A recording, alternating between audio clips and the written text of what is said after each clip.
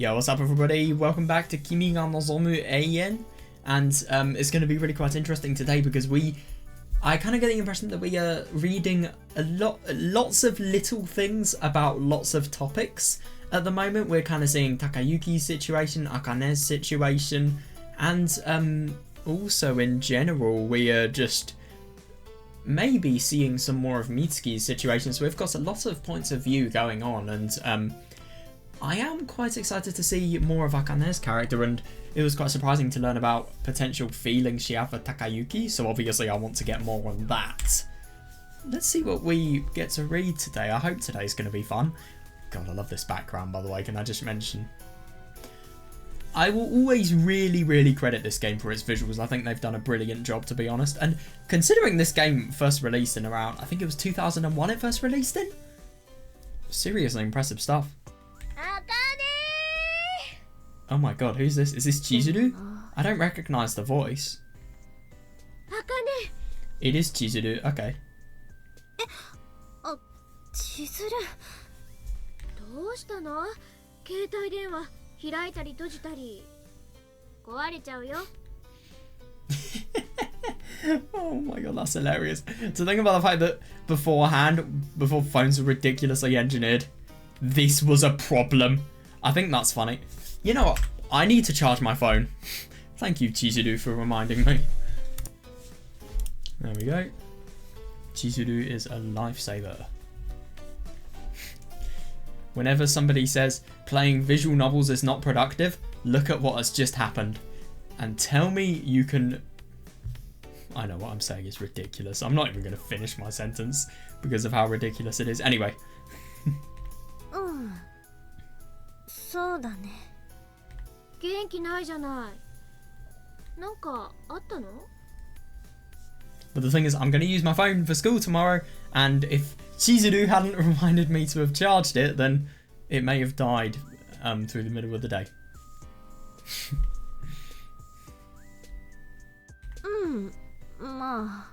Well, to be fair, not much happened, but at the same time, I suppose it is quite shocking learning everything that's gone on with Takayuki and Haruka. Maybe something else has happened as well. Like maybe they've had an argument. I wouldn't be surprised if that had happened. じゃあね。またね。 So they walk home together. 結局言ってはくれなかったか。以前の茜はもう見たくなかったんだけどな。 Oh shit. Jesus, it's just so sad how many people this disaster has changed. She's a good example.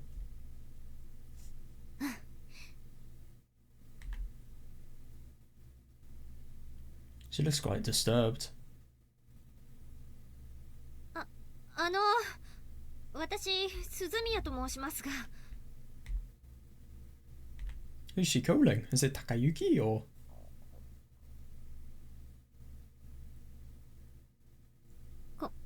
こんにちは。 Oh! Right, that was the last person I was expecting, but okay. お休みの日なのにお呼び立てしてすみません。 God, these people must be proper acquaintances. Also, I don't... Oh yeah, this outfit she's wearing, okay. I don't know if I've seen Akane in casual clothes many times, apart from obviously at the hospital. いや、全然。でも、君から電話をもらうなんて驚いたよ。そうですよね。ねえ、 God, もう she's 少し really 気楽 worried. に行こうよ。She really is. 普段の君はそんなんじゃないって高之も言ってたし。ほら、鈴宮、お姉さんの退院の日、食事をごちそうになってる時も割とノリ良かったじゃない。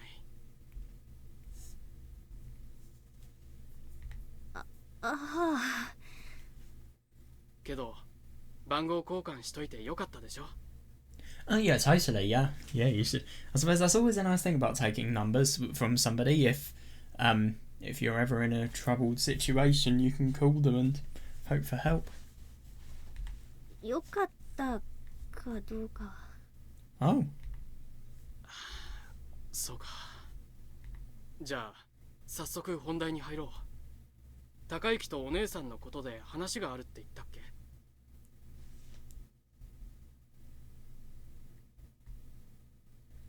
Yeah. You don't know if it was a good enough idea to exchange numbers until you've seen what has happened. Oh my god, so are we going to get Haruka's point of view here? Oh god. Of course she's looking back on that disastrous photograph. One happy photograph that literally caused her accident. I'm sorry, but without this photograph, Shinji wouldn't have had any reason to call Takayuki, so he wouldn't have had any reason to go there. That meant Hayase wouldn't have had any reason to meet with Takayuki, and everything would have been normal. Takayuki-kun. His face is so cheesy. 私も頑張るから。頑張らなくちゃ。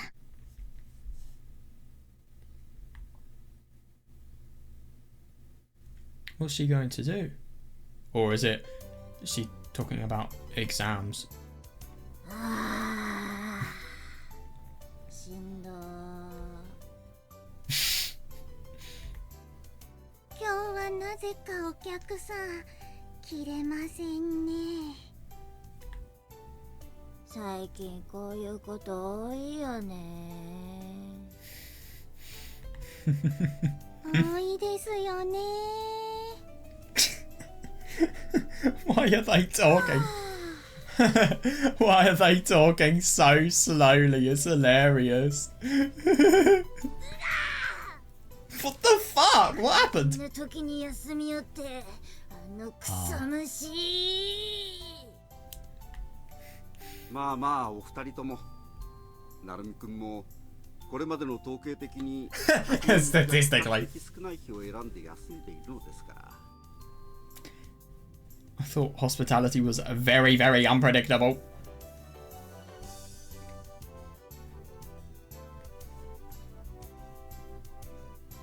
客商売は理屈じゃないのさ。 Yeah. 今からでも呼び出すんじゃ。 Jesus Christ, she's so pissed off. To be honest, she does actually have a point. 大空寺さん、たまにはいいことを言いますね。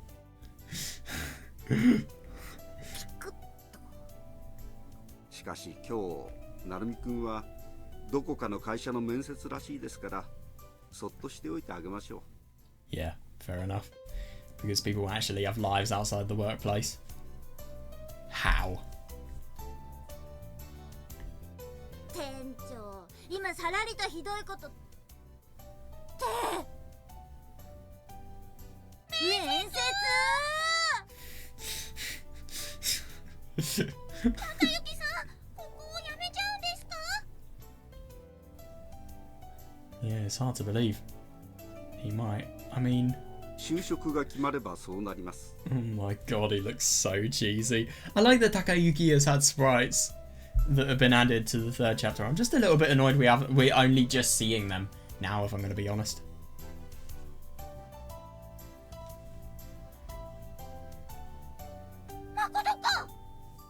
はい。今日はその面接なのです。 Today is the interview. いつ決まるんですか？ Yeah, when will they find out actually? That's a good point. なんともなるみくんはそれはもう人間的に申し分ないと思いますが、いかんせん就職なんですからね。Especially because of the fact that they're in the Lost Decades period. I don't actually know of the 2000s. I think it was the 2008 recession. I can't remember if that hit Japan or not. But yeah, they're not in the best economical situation at the moment.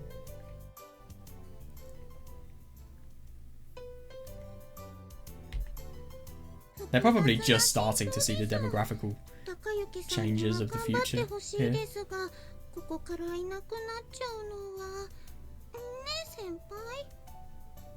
Yeah, God.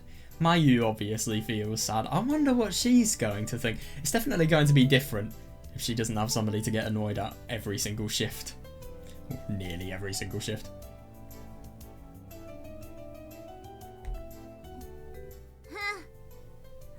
ヘタレを雇おうなんて既得な会社がそうそうあるわけないさ。 Yep, no compassion. だいたいこの間から出没してるあの乳臭い女、恋人の妹かなんか知らんけど市場を職場に持ち込む時点で社会人失格ね。 Fair enough.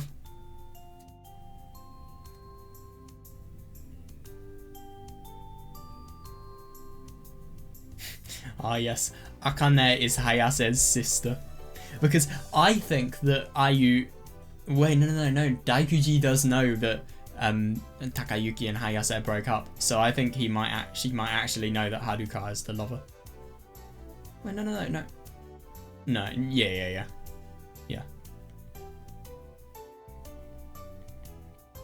What a good guess. あの人本当に妹さんなんでしょうかね。新しい続けれさんだったりして。 Bonging. それ言うなら乳くりよ。何したって社会の厳しさを思い知って逃げ帰ってくるだけだってのに。バカな男。 Well, maybe he will. Maybe he won't. Mayu looks so cute.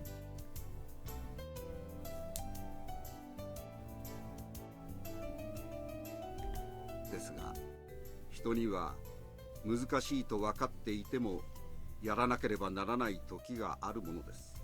Yeah, totally. なるみくんにとっては今がまさにその時なんでしょう。 No, he doesn't. I don't think he has to do this whatsoever. He can have enough money to sustain himself on a part-time job. He just wants to go full-time for the sake of it, and obviously so that Haruka can understand him more, and so that family can understand him more, and so that maybe he can develop a dream of his own. He doesn't have to do this, if you ask me.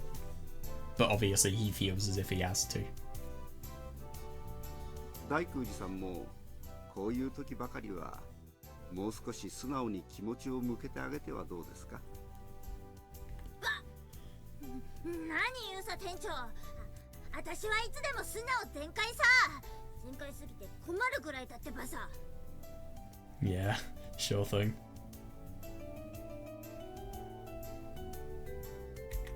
確かに毎日大暴走ですよね。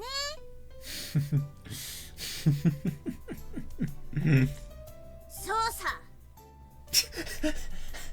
Why are you agreeing? それはそれでもう少し改めていただけると嬉しいのですが。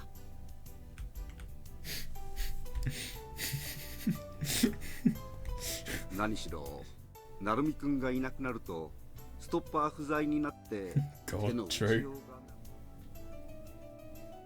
Yeah, I do wonder what her honest way of acting is. I feel like Tamano has definitely experienced more of it than Takayuki has, obviously.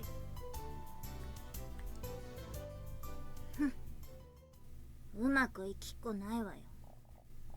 Well, let's hope you're wrong.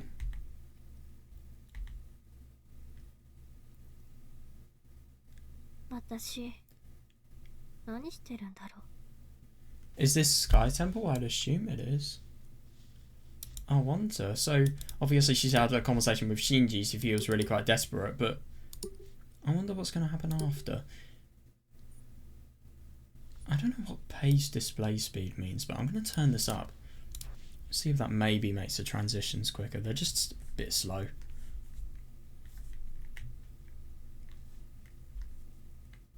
で、話は分かったけど、それで俺にどうしてほしいってことなのかな。 Kill the fucker! No. Do not kill them. そうだよね。高之はお姉さんの言葉に納得して前向きに頑張ってる。それは十分伝わったんじゃないかと思うんだけどな。 Yeah, it feels like she's really quite troubled about everything that's going on. And if anything, it's actually quite ironic that Takayuki wants to do this for Haruka. Haruka wants... She has the feeling that Takayuki is working his hardest, so obviously she wants to do the same. But at the same time, they are just so distant because Haruka feels as if they need time... More time not spent with each other. It was communicated the most awful way, and it's just coincidence that they are both wanting to get to this said goal. If Takayuki didn't want this, I mean, what would happen then? 分かってるよ。分かってる。 God, she seems really quite その troubled. 状況じゃ申し訳ないけど俺にできることはないと思うよ。君が高之のために何かフォローしてあげたいのなら Fair. 君自身がやらなくちゃ。分かってるってば。でもどうして私が。 It's kind of a brutal question, but who else is going to do it? 妹としては不安だろうし、きっといまいち納得できてないんだと思うけど。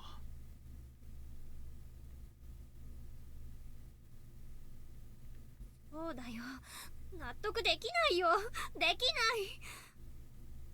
妹でいてほしいならこんな気持ちにさせないでよ。 Yeah, that is fair.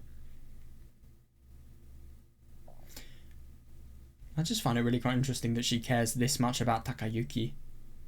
And it is surprising, but I suppose he's made such a big impact in their lives that it must feel really quite horrible if he's just been separated with such a ridiculous reason. 分かってないよ。私を安心させてくれなくちゃダメなんだよ。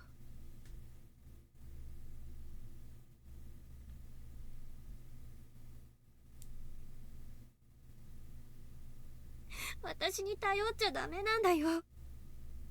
私は Fair. 妹なんだから。 Oh yeah, that too, も yeah. うすぐアメリカに行っちゃうんだから。私はなるみさんの隣にはいてあげられないんだから。 I mean, she can be... I disagree with this. I think she definitely can be there for Takayuki now, and this may be the time where he needs it the most. Obviously, it's a bit hard for her to recognise because she's really quite stressed, but at the same time, I think she can, but she can't be there for him forever, and he is going to have to be on his own after she's gone. 何言ってるんだろう。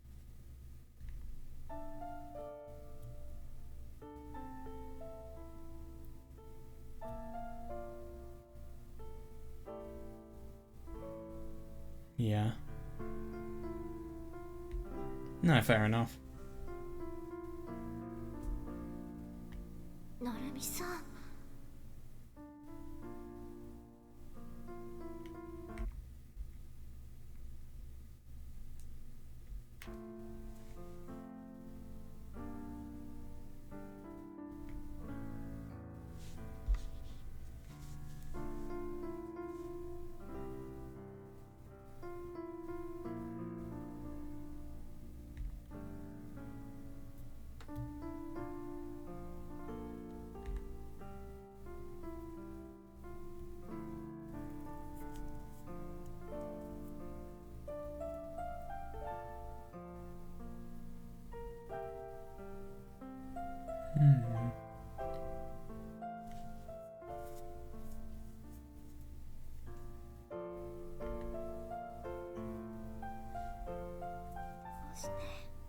どうして別れようなんて言えるの？どうしてあんなになるみさんが必死にならなきゃいけないの？ It's not right. I see that. I mean, obviously, Takayuki wants to be really, really desperate because he wants Haruka and he can't really imagine a life without her, but at the same time, I do see what she means, just with respect to saying that it is a bit obsessive. Oh, no, I totally agree. Yeah. If she actually realised how much Takayuki had suffered and just what he is going through, just to be disposed of in a way, just... I'm sorry, but that is not the way people who have a really, really big connection to each other should break up. It really isn't. Yeah, it's awful. 私にも近づかないでってお父さんが言ったんだよ。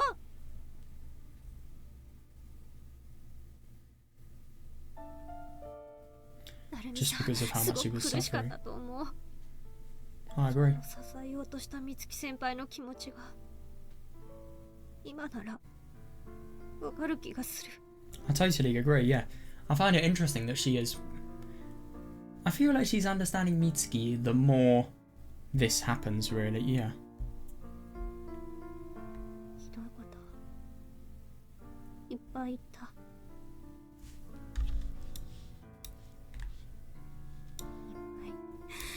いっぱい言って苦しめた。 Totally, yeah. こんな風になってしまったあなたと接していかなきゃいけない成美さんの気持ち。今のあなたには絶対理解できない。今のあなたは存在自体狂ってるわ。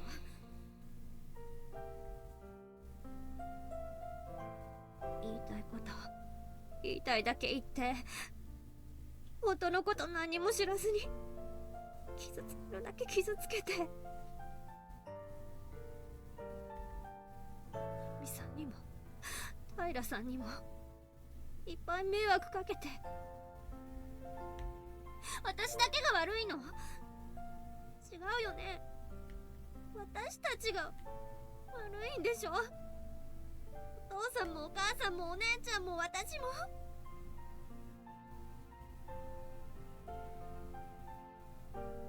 でも後ろ向きなこと言えないじゃない。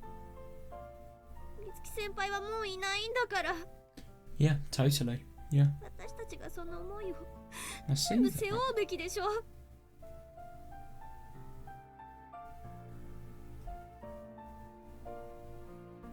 前向きに頑張って。だからお姉ちゃんは幸せにならなきゃダメなんだよ。私たちにはみんなやらなくちゃいけないことがあって、でもそれは全部お姉ちゃんと成美さんの幸せのためじゃなきゃいけないのに。なのに何なの？ Yeah, no, I see that. They've done so much for her. And yet at the same time, it just really feels like she's just taking it for granted. She doesn't know just how much has been done for her as well. 別れるなんて軽々しく言わないでよ。 Yeah. 自分勝手なことしないでよ。成美さん苦しめないでよ。私はどうしたらいいのさ。 Oh? That was a really sudden end. ただいま。 Gosh, she sounds miserable. I don't blame her. やだお母さん。 God. Yeah, I think they have different levels of happiness at the moment. それよりそろそろ茜も帰ってくるでしょうから、テーブルの上お願いね。 God. I love that she heard that. はーい。あれ？あかね。いつ帰ってきたの？ Oh my god, look at 全然 her 気づかな face. かったよ。おかえりなさい。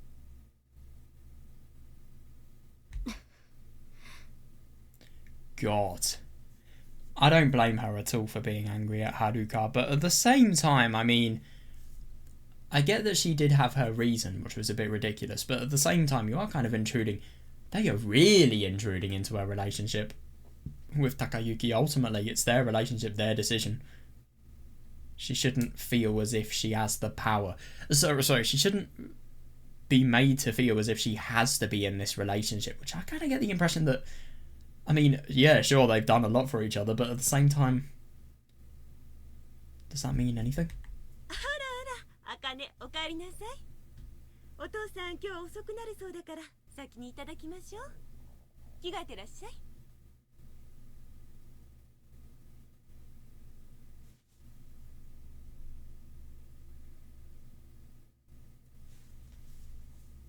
うん。 Oh god, she's so trying to ね put え her ね thumbs え、 up. 聞いてよあかね。何？お母さんね、シチュー作りすぎちゃったんだって。それで高之くんも呼ぼうかなんて言い出して。 What? 高之くんも忙しいのにいきなりは無理だよって。そしたらじゃあまた今度連れてきなさいなんて言うんだけど、それじゃあこの市長はとりあえずどうするのなんて。 There is really something that she is not telling us with this. でも高之さんも忙しいならなおさら誘いなさいよ。一人暮らしじゃ大変でしょうから。 Yeah. Oh god, how are you going to refute that? Oh god, I don't get why she's... I mean, obviously she needs to talk about it, because I feel like if she didn't bring it up, it would be a lot more awkward for her later on. God, Akane just totally having an outburst in the middle of the street, though. Yeah, and it's just... It's really quite bad.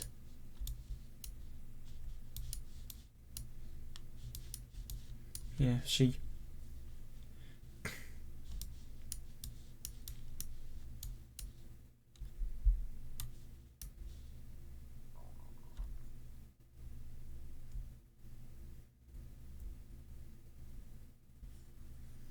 Yeah.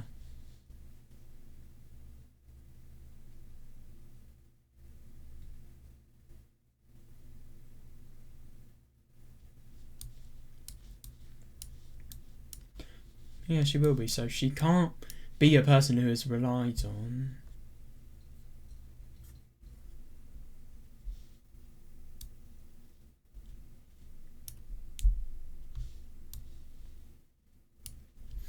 Yeah, that is also quite interesting.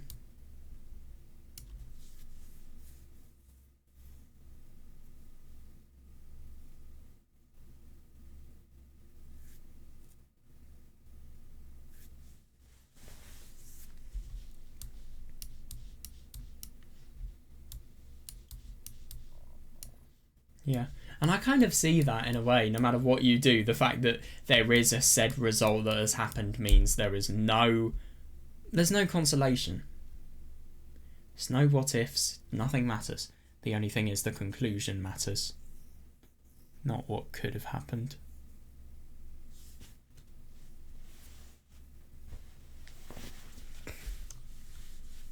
Yeah.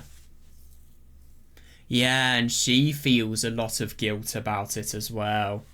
Yeah. Yeah, she really does. And I don't blame her. But my god, she's totally annoyed at everything. And it is interesting that she says she doesn't know the truth at all.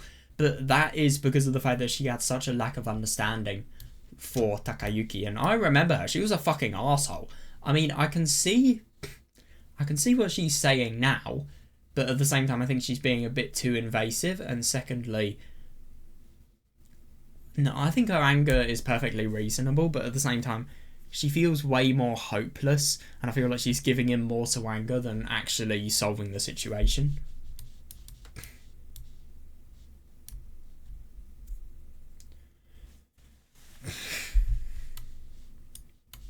God, you saying this. You're the last person I thought would have said that. My god, this is so awkward, this scene. She made too much stew.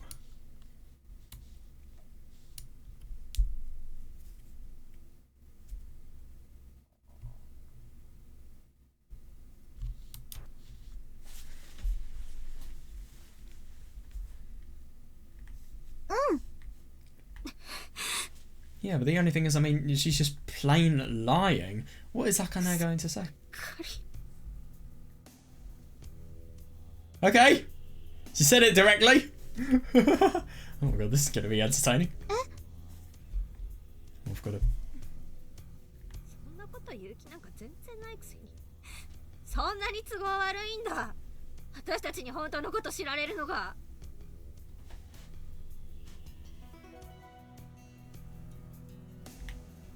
何のこと? You know what we are talking about. Why is she lying about everything? She's being so dishonest. No, she's being dishonest because of reactions for people like Akane. おかしいよね。堂々とすればいいじゃない。姉ちゃんは自分が正しいことしたってそう思ってるんでしょ。 I really don't like these sideways sprites, can I just mention? And they still blink. あかね、一体どうしたの？ Yeah. 私知ってるんだよ。姉ちゃん、なるみさんに別れようって言ったんだってね。Yep. どういうことなのかちゃんと説明してよ。一生懸命じゃない。何が不満なのか教えてよ。はっきり言ってよ。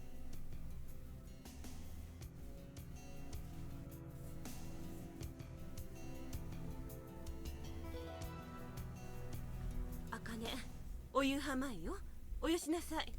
She does not care. どうしてなるみさんのことより食事の方が大事？ What if Narumi is dinner? それともお姉ちゃんへの助け舟？いくらお姉ちゃんでもそこまで甘やかすの？ Somebody is gonna get fucking shouted at. あかね、少し落ち着きなさい。母さんだっておかしいと思ってるんでしょ？いくら仕事が忙しいからってあのなるみさんがだよ。全然連絡よこさなくなったのに何も感じてないわけないよね。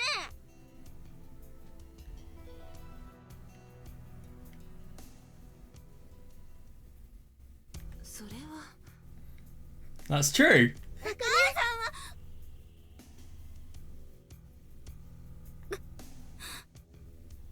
八つ当たりはやめて。お母さんは関係ないじゃない。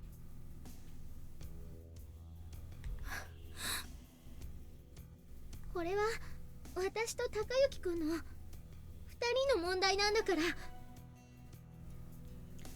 To be fair, I can totally understand that, but she just cares about Takayuki as a friend and she feels like she's been hurt because of the fact that Takayuki has. But ultimately it doesn't have anything to do with him. I totally see that. 何言って。茜にだって関係ないしわからないことだよ。 Nah, I think she would. 2人の問題だとか関係ないだとか本気でそんなこと言ってるの？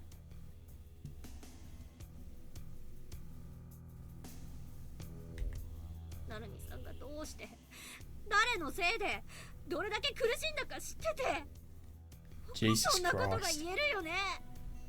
Okay, Narumi has suffered, sure. He has suffered a ridiculous amount. You can't go saying Haruka's responsible for it though, that's insane. If anything, ironically, she's the one who's least responsible.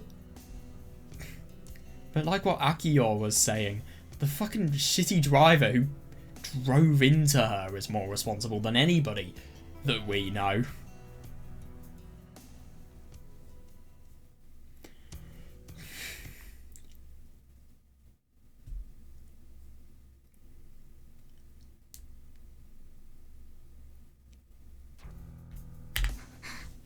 お姉ちゃんだけの問題じゃないんだよ。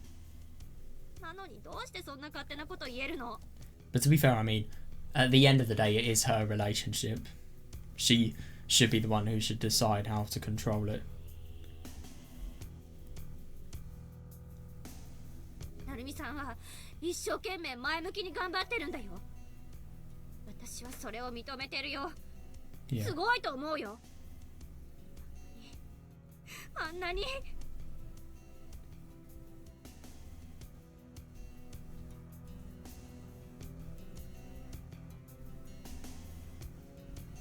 私たちはそれに応えて受け止めてあげるべきなのに。なのに肝心のお姉ちゃんがそんなこと。そんなのただのわがままじゃない。 Yeah. I see what she's saying, totally.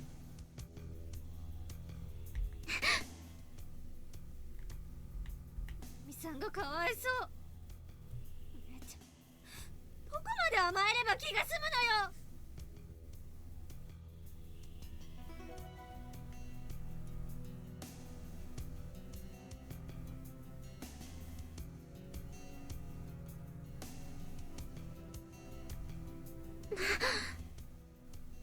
何よ、茜なんか何もわからないくせに、そっちこそ勝手なこ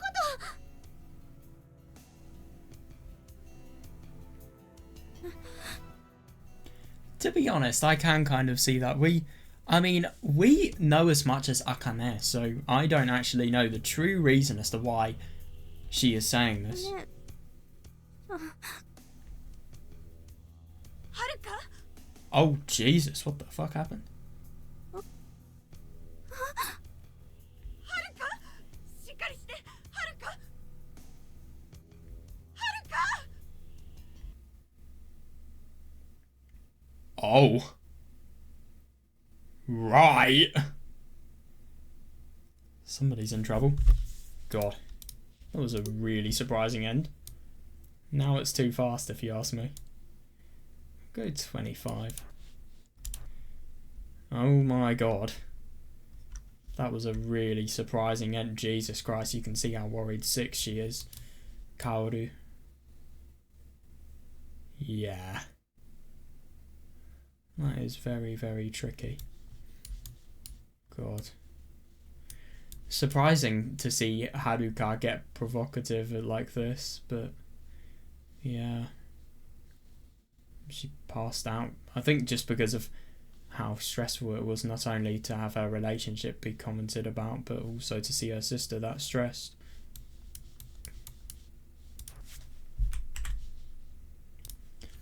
God, so now are we going to be maybe learning about something that will happen with Takayuki? Him being notified of the situation? Oh my god, that's the nice thing about what I'm doing in school at the moment. No uniform. Good.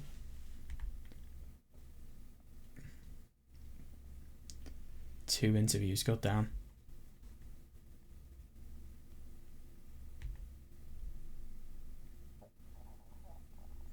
Yeah, let's just hope it's not a black company. Or one of those shitty companies that give you... Well, they just take advantage of you.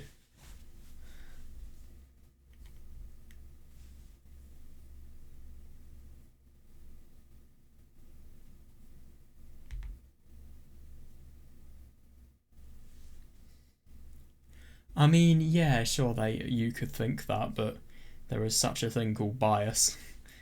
Good for one person, maybe not good for all. That's good, though, if that's the case. it's not going to be smooth sailing after you realise what has happened with Haruka.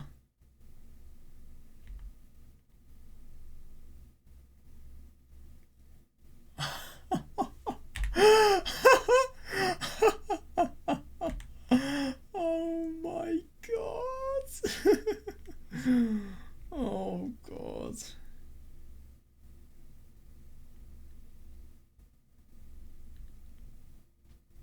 Yeah, fair enough. Yeah, I do too.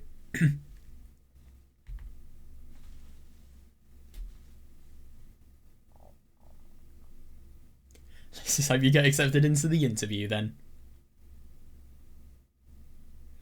That is really nice though. Yeah, you go to a company and then you feel as if it is a place that you want to work in. A place that hopefully you will be looked after in as well. Yeah, fair enough.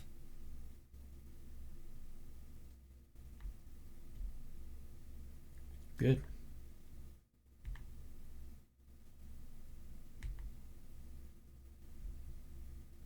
Yeah, you do your best in this challenge with Akane.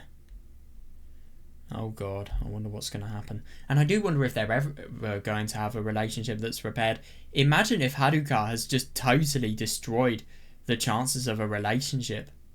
Imagine if Takayuki finds some, I don't know, hot office girl that he then goes out and fucks and, I don't know, just has a relationship with and then leaves Haruka behind. Her fault, not anybody else's. I mean, well, why would Takayuki do that? This is Takayuki we are talking about. He would kill himself before he betrayed his bond with Haruka, I think.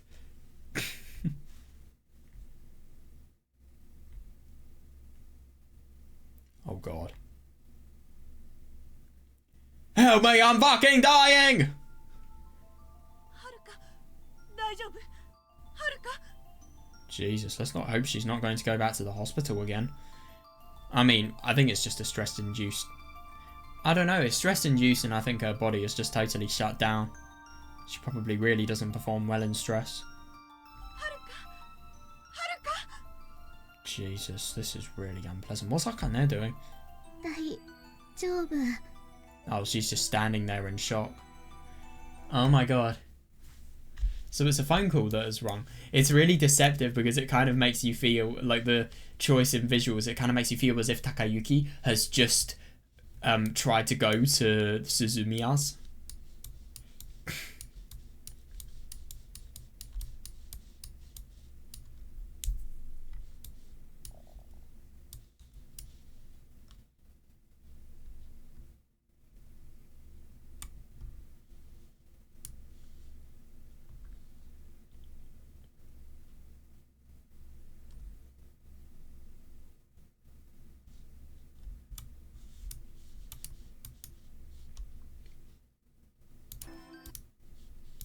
大丈夫だよ、お母さん。軽い貧血だと思う。 Jesus Christ. Yeah, that is bad. I just want to fully make sure what she's talking about. Dude, stop closing my tabs, you arsehole.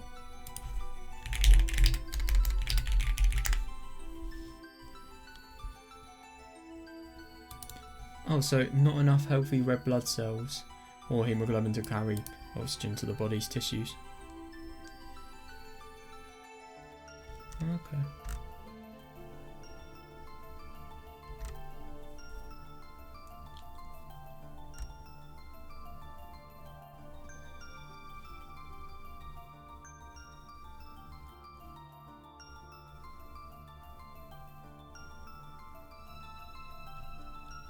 Interesting. よかった。 Not enough oxygen getting to all of her body parts. That's probably why she just totally shut down. Or maybe it could be that... Actually, I don't know. あかね。はるかに Somebody's とって fucked. 規則正しい生活をすることは大切なのよ。それは分かってるでしょ。 Yeah, so tell Takayuki that. Don't just break up with him. It's not fair on him. Akane still has ground in which she can argue upon.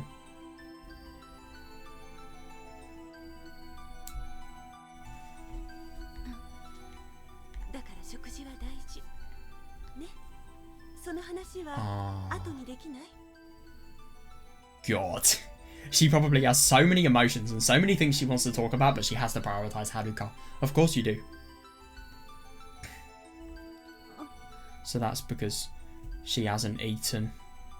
So what's more important, Takayuki or dinner? In this case, dinner, because you really fucked up your sister's health. このままじゃ満足に話もできないし。あかねだってそれは嫌でしょ？ Jesus Christ. Yeah. 待って。 No, you need food. Oh, she's standing. 私は大丈夫。あかね、言いたいことがあるなら最後まではっきり言って。 She's being really quite brave. 言ったって。 It's ridiculous, yeah. 言ってよ。さっきまでの剣幕はどこに行っちゃったの？はるかもう。私は大丈夫だって言ってるじゃない。何？ちょっとこうなったぐらいで言いたいことやめちゃう程度の話なの？ This is something I would never have expected to see out of Haruka's mouth. Jesus Christ.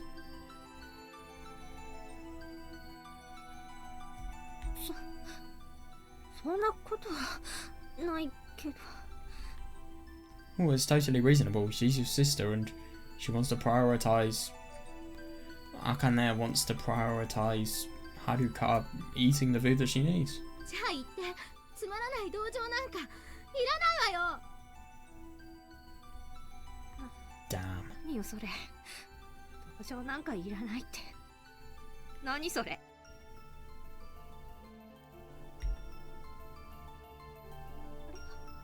誰が好きで同情なんかする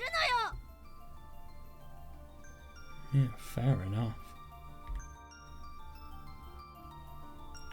God. 姉ちゃんはいつもずるい。あかね。 Oh Jesus, is she running?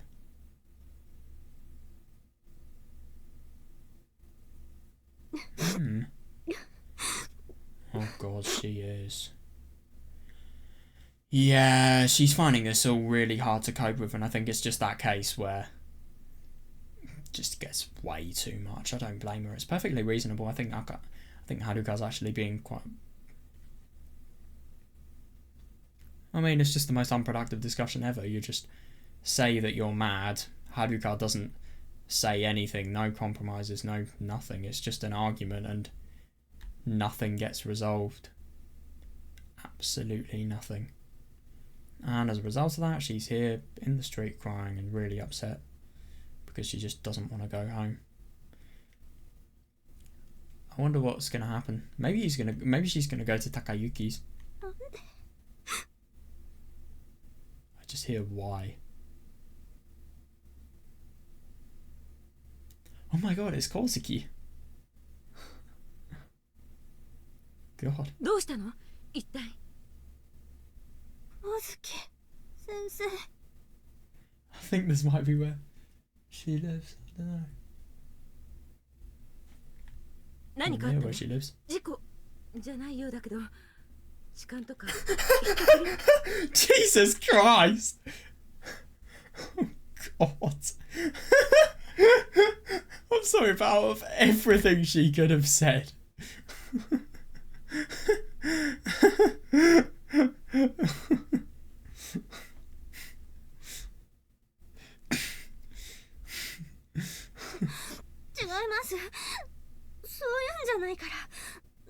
Yes. 本当？はい。はあ、よかった。何事かと思って焦ったわよ。すみません。ご心配おかけしました。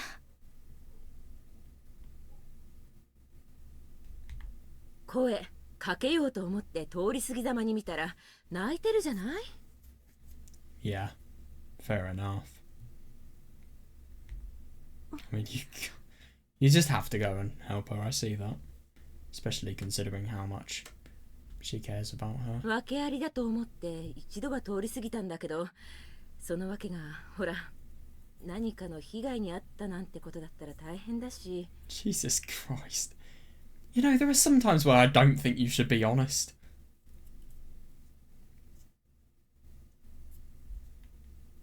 本当ご心配おかけしました。ありがとうございます。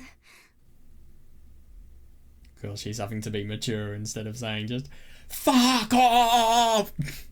偶然通りかかって知り合いに声かけただけだもの。お礼なんかいらないわ。 Fair enough.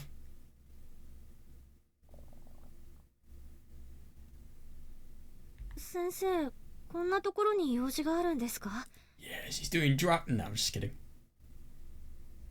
今あなたの学校に行ってきたとこ。 School? 妹のところにね。届け物した帰り。 She has a sister? 妹さんですか？知らない？思わず私のような優秀な脳外科医に見せたくなるような頭のネジがぶっ飛んじゃってる女教師。 Jesus Christ.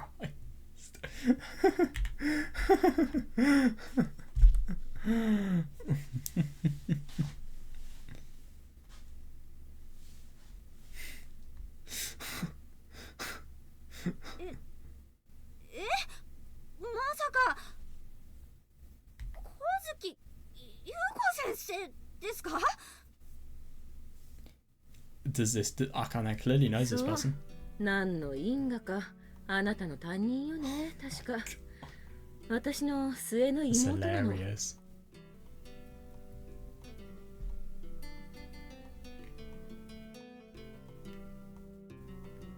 I don't really like it when visual novels do this. They just add too many coincidences that unite the characters together, but it is quite funny. I mean, if it was common, I wouldn't like it, but I think it's once in a while, so it's fine here. That's hilarious, though.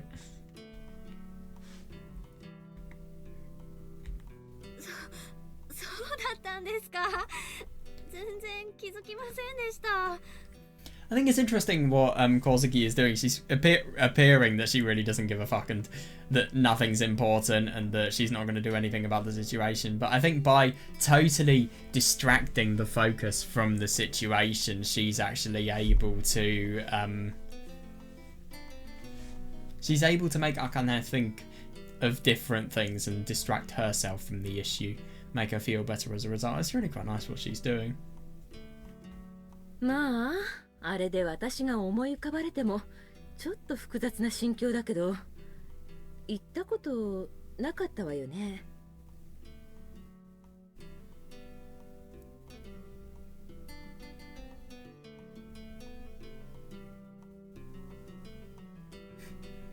はい、初耳です。念のために言っておくけど、別に恥ずかしいから内緒にしてたわけじゃないわよ。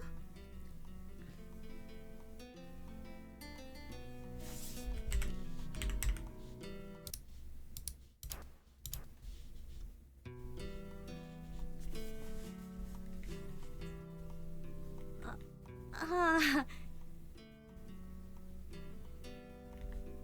それでね、変なバッグを忘れたから持ってこいって電話がかかってきて、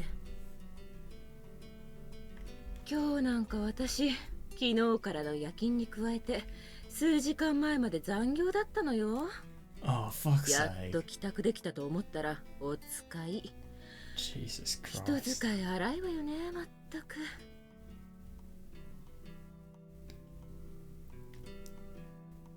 So she has a night... Oh my god, no way. She is a night shift nurse. Just for context, I've not watched Night Shift Nurses. I've just heard of it. Just before you worry.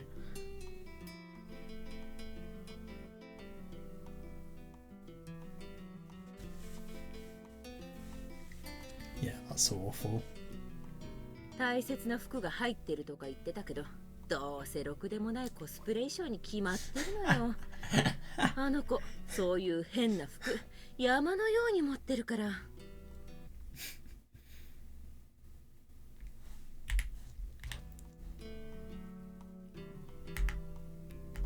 神宮寺先生っていうのもいるでしょ。 Jinguji, what a name. Wait, what's the kanji for it?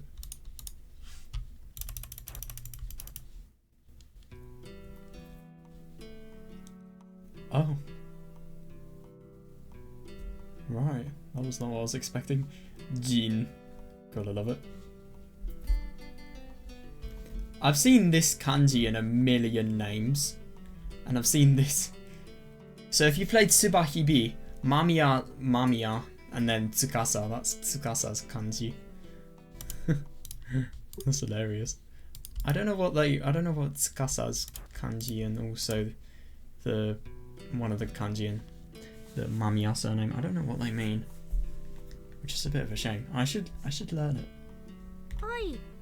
光月先生とは白陵柊時代からの。Go. そうそう、あの子も未だに振り回されちゃってるのよね。さっきもワイワイやってたわ。 Okay. 神宮寺先生らしいです。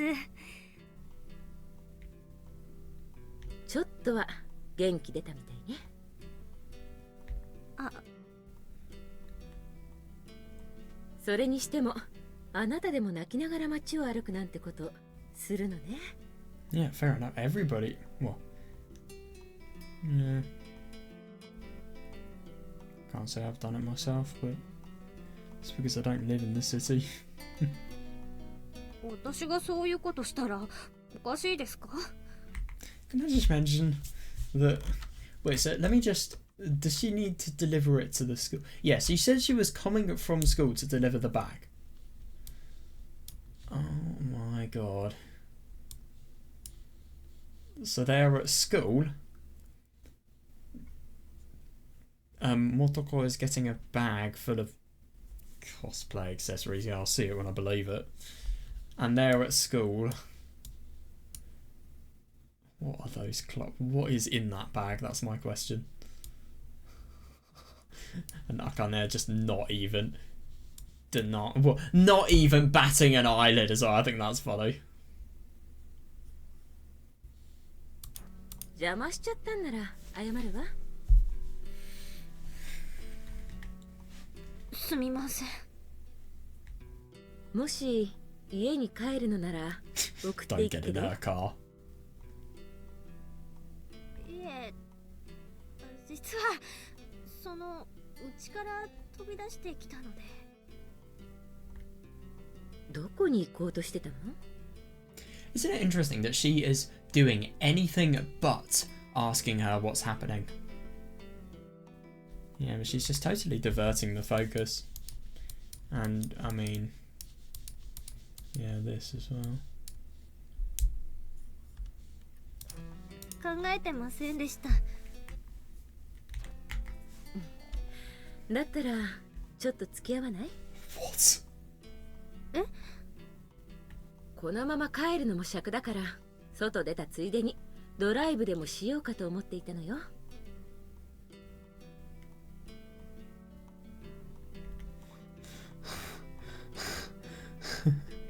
じゃあお付き合いします。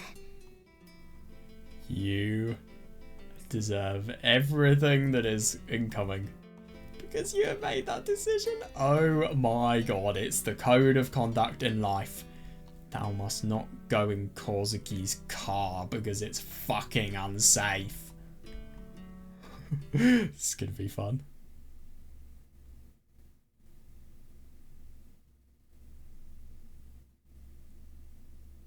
こんな車乗るの初めてです。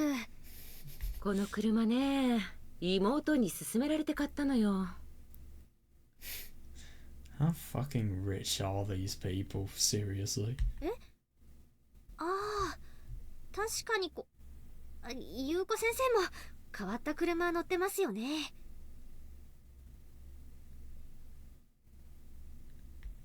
ああ、違う妹。私たち3人兄弟なの。一番上が私で、優子は一番下。今の話は真ん中の子のこと。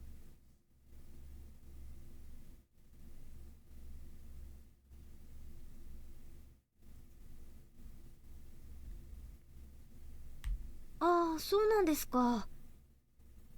写真やっててね、こういう洒落た車大好きなのよ。I see. So it's the middle sister, right? 写真、カメラマンってことですか？まあちょっとは名前が通っているらしいから、そういうことにしてあげてくれる？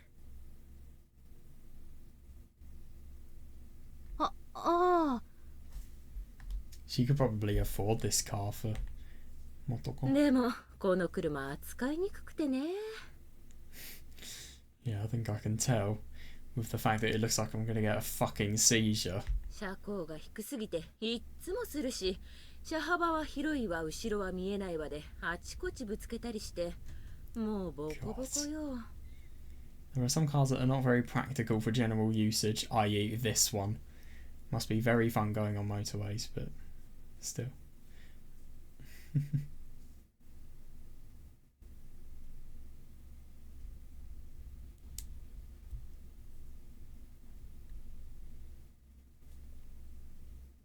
やっぱりあの表面は傷だったんですね。模様にしてはちょっとと思ってました。God. スピードも乗ってくればそこそこだけど、回転数が足りないとすぐエンストするし、どこもかしこもこの国で走るには向いてないわ。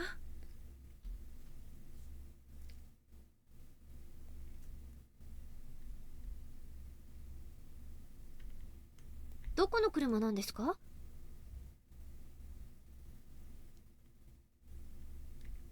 そう。それでね、 Who knows? 優子なんかボコディアボコディアってバカにするし、車進めた張本人はもうね、見たくもないって。That's hilarious.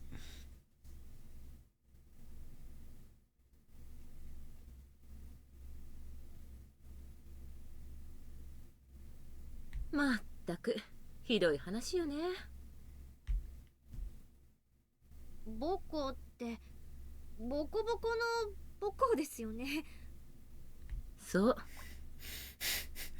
I love that she's just talking about everything about. She's just saying everything about why being in the same car with her is really unsafe, and obviously why this car is not a practical car at all. この車、本当の名前は。あら？え？お姉さんが事故に遭ったのってあの辺だったかしら？はい、そうです。昔はあそこに電話ボックスがあって、よく待ち合わせに使われてたんです。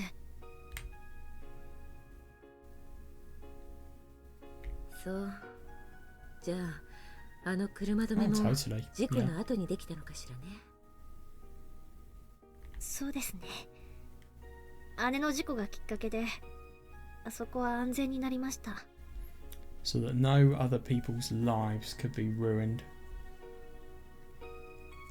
3年か。はい。私にとってはあっという間だったわ。鈴宮さんと出会ったのがついこの間のことみたい。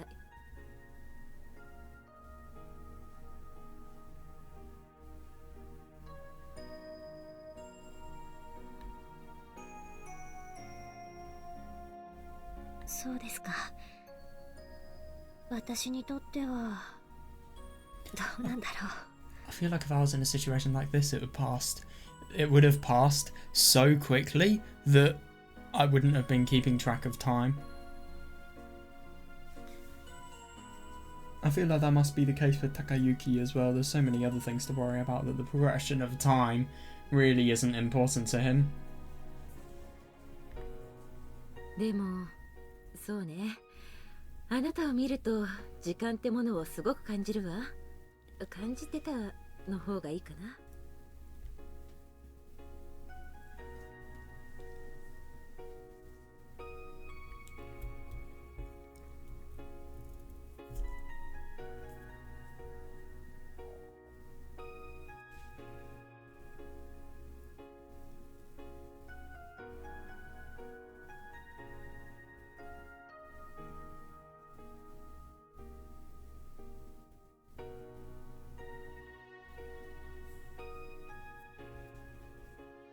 私ですか？だって全然変わったもの。成長してずいぶん印象が。ごめんなさいね。女性らしくなったってそう思うもの。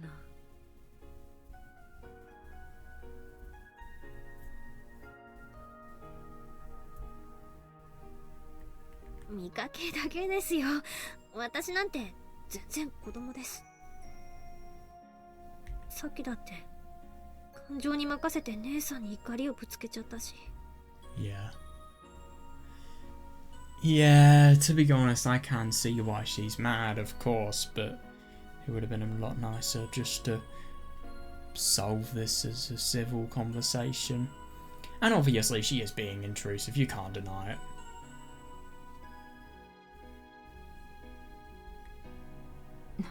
God, her face. 姉さんだっていろんな思いを抱えて努力してる。それは確かなことなのに。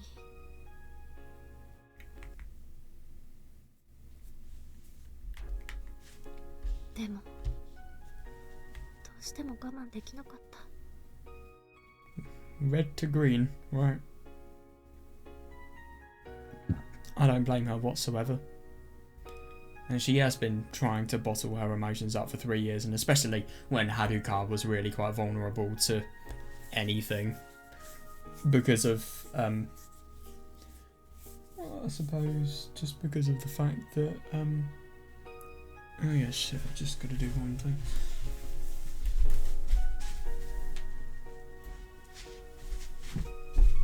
There we go.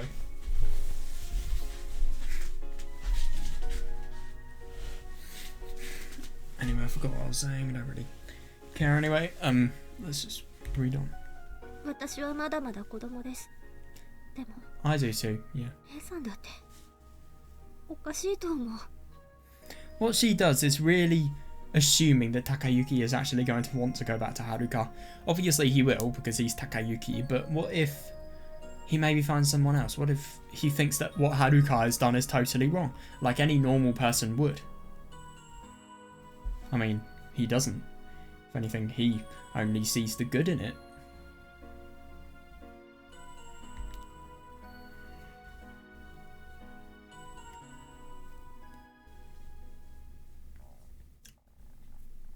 Starry sky. Oh, is she back? Ooh.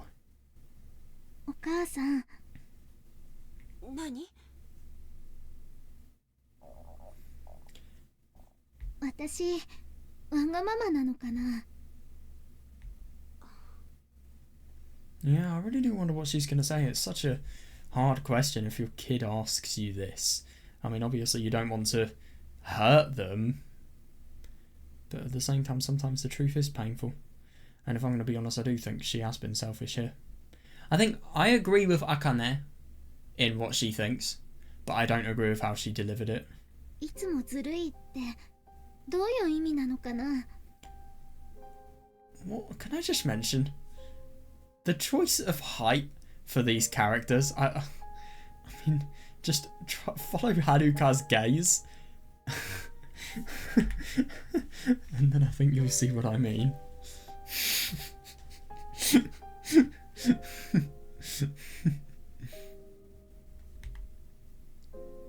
それは私にはわからないわね。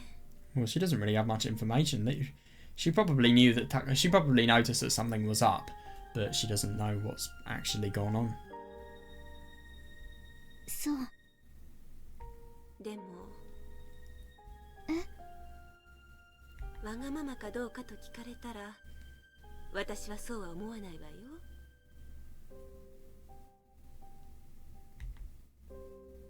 そうは思わないけど、もう少し周りを頼ったらよかったんじゃないかとは思うわね。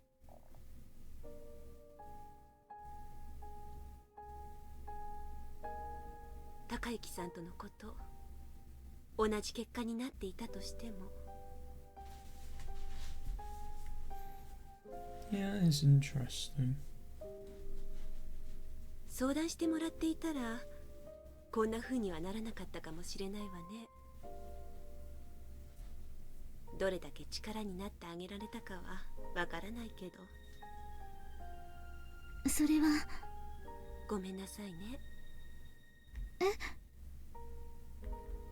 それができなかったのは、お父さんや私がそういう雰囲気を作らなかったからね。Oh, yeah, I see what she's saying.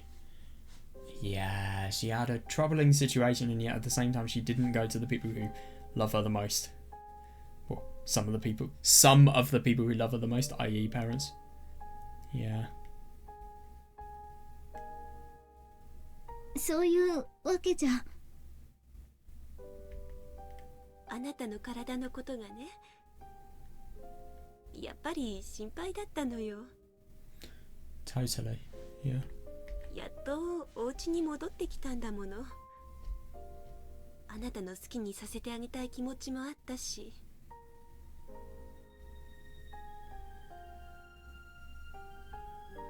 何でもしてあげたいという気持ちもあったけど、世話を焼きすぎるとかえってはるかの負担になるんじゃないかと思ったりね。Yeah, that's fair.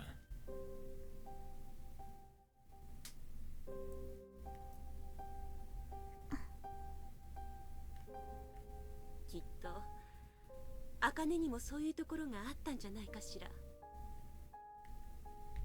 私やっぱりわがままだったんだ。それを見逃してもらってたんだね。 Damn, what a noise. いいえ、わがまま好き放題なんてさせていないわよ。はるかは私たちの目から見て、もう黙って見ていられないと思うようなことなんて何一つしなかった。だから言わなかった。それだけのことよ。私なんてもっと好きに楽しく暮らせばいいのにと思っていたぐらい。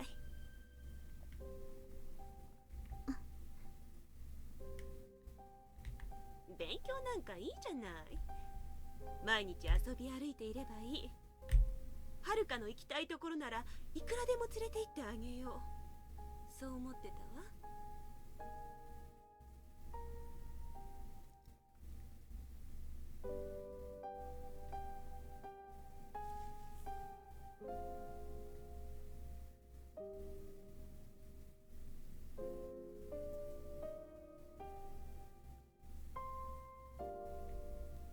でもあなたはそれを望まなかった。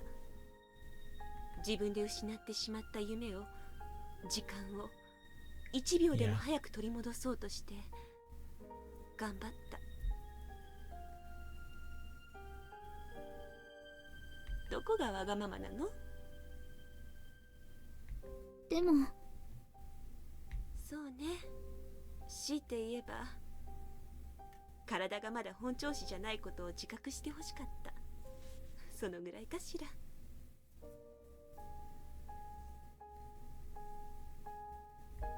私たちの方があなたの体を気遣っていたぐらいだものね。Yeah, fair enough. じゃあ、でもね、どうして茜は。人の心は複雑だから、ちょっとした言動や思いが些細なきっかけを作ることはあるでしょ。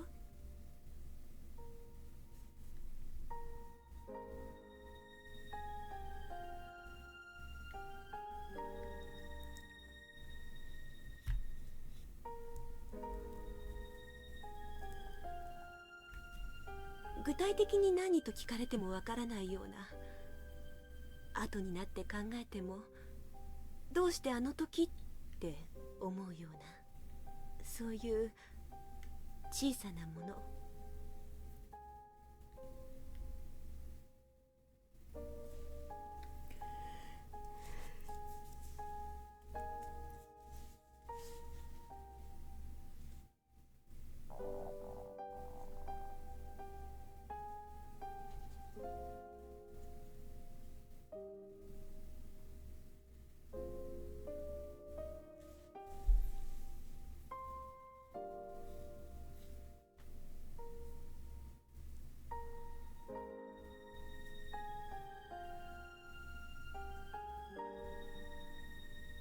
まして茜ははるかがいない間、どんな気持ちで過ごしていたか。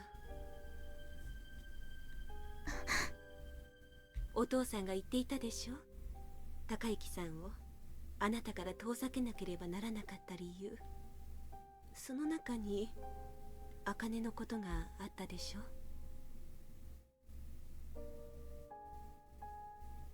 はるかも高之さんも誰も悪くないけど、あの子は眠り続けて起きないあなたと毎日一日たりとも休むことなくお見舞いに来てくれた高之さんを見て Yeah. 過ごしてきたの。 He intruded on both of their lives way too much.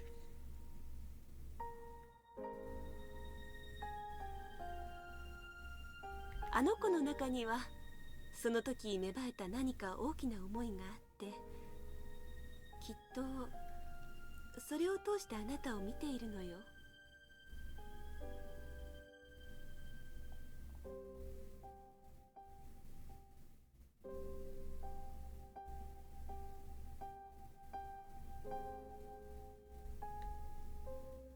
それが何なのかわからなくても仕方がない。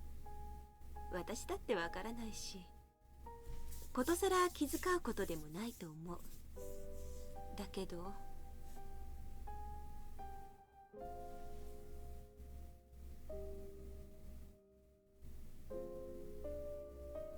ちょっとしたことの積み重ねと思いのすれ違いがあの子にとってとてもショックだった。それは認めてあげましょうよ。お母さん。わがままだと言ったあの子の言葉にそのままの意味があるとは限らないのよ。あるかもしれないし、ないかもしれない。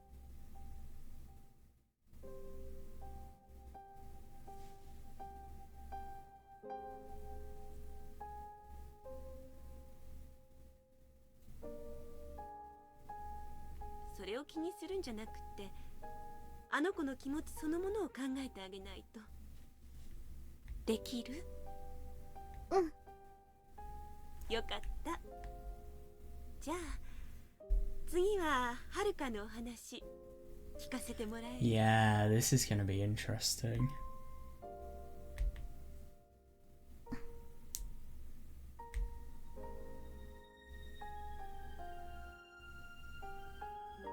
高之くんが私を幸せにすることが自分の夢だって言ったの。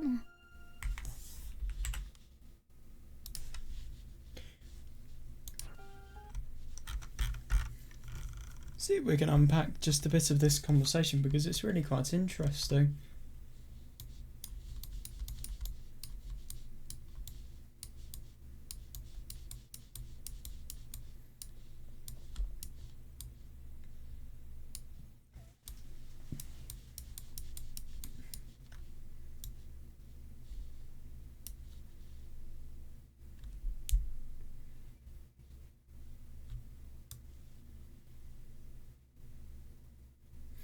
Yeah, I see what Kaoru is saying. Yeah, you feel as if you want to do everything by yourself and not actually relying on others. I don't know if that's selfish actually. It's not something I've never really thought about. It just depends on how you define selfishness, really. You either define selfishness as a lack of ability to see other people and just wanting to immerse yourself. Well, just wanting to immerse only yourself in a problem. Or that, and also it could be just doing things within your self-interest that hurt others. If it doesn't hurt anybody, you can still be selfish, but it's not necessarily a negative thing. It may hurt yourself, but it may not hurt anybody else. I like that way of thinking. Selfishness doesn't have to be a negative thing. And if anything, sometimes maybe selfishness can lead to a good conclusion. Who knows? There are lots of very different situations. Because you know I really miss when the taskbar used to show your weather forecast. It's just I'm cold. It would be so easy just to have a really easy way to know when it's going to get colder or hotter or whatnot.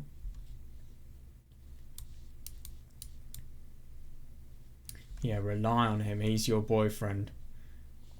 And don't live your life by yourself. I'm not one to talk here, I know. If anything, I don't even think... Yeah, she's taking a really passive approach. Well, not really a passive approach, but a very neutral one. She's not willing to blame Haruka. She really isn't. Yeah, and she feels bad, obviously.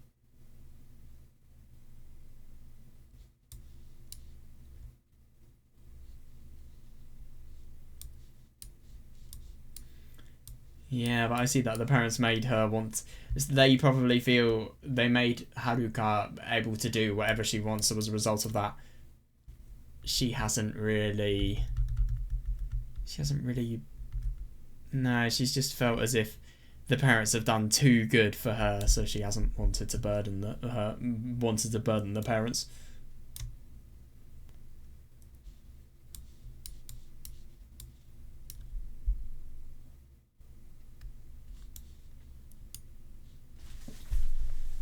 Yeah, fair.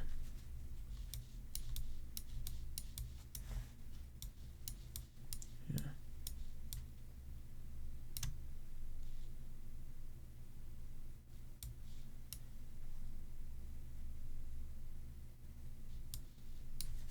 I mean, yeah, she did work hard to do it, sure. But at the same time, it just really depends on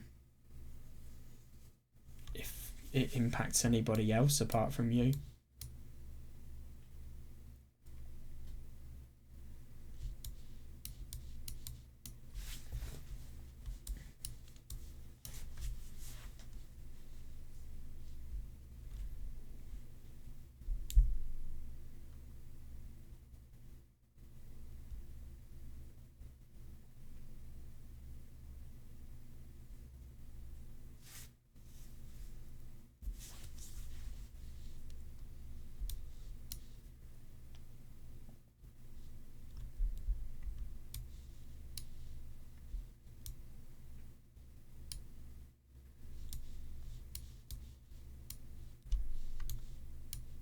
Yeah, I totally see that, and I really like that she tries to make Haruka understand Akane's emotions as well, because they are really reasonable to understand.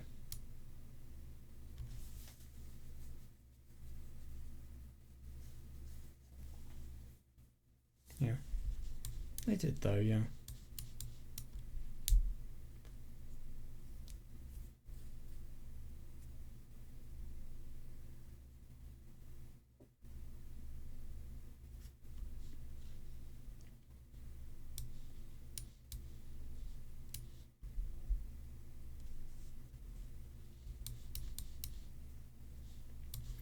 Yeah, and I like that. I really do like her. She's a genius in arguments. She really is, because she just gives Haruka all the advice she needs, doesn't take any sides, and obviously still, despite that, gives an indication of the fact that she really feels as if she's getting support, which is really quite good.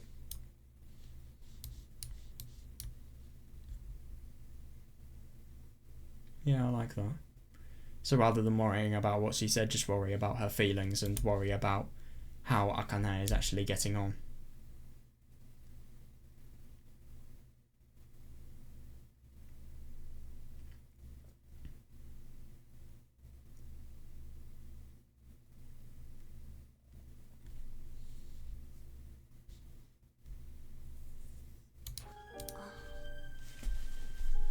Yeah. 私と過ごす時間が欲しいから、だからそのために仕事を選ぶんだってそう言ったの。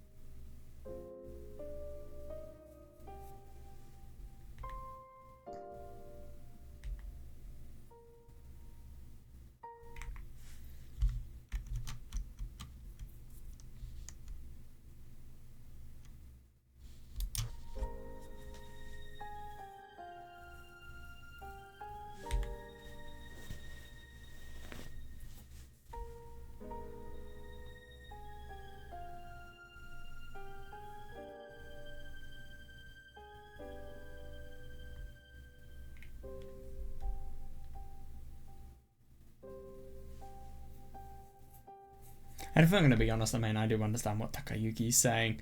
If anything, I think he's gotten too hurt with Haruka. He doesn't deserve to get even more hurt.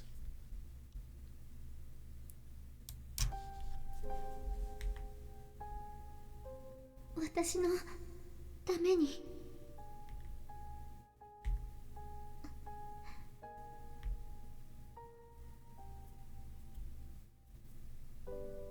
必要なものって何？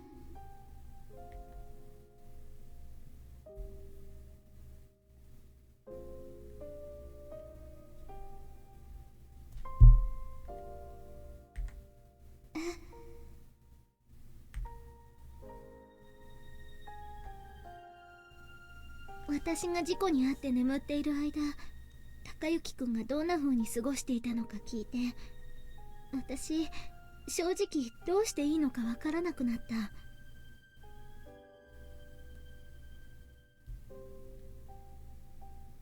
高之くんがすごく辛くて大変な時間を Oh ずっ yeah, とず yeah, っと that 過 must ご be していたんだ awful. って思ったら、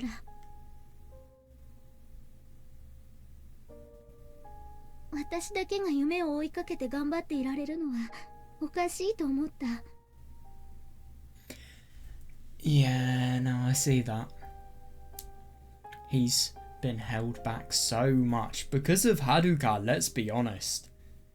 That as a result, he hasn't been able to... Well, he hasn't really been able to pursue anything.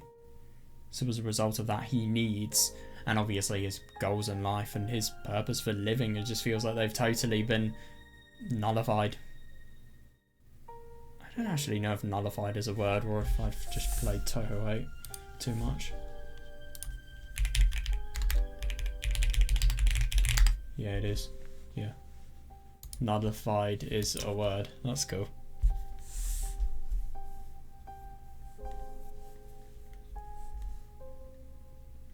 それ It's に interesting. その夢だってみんなの高之くんの支えがあってこそ追いかけられてるんだし、でもそれをやめてとは言えなかった。そんなことされたら今の私は何にもできなくなっちゃうって思って。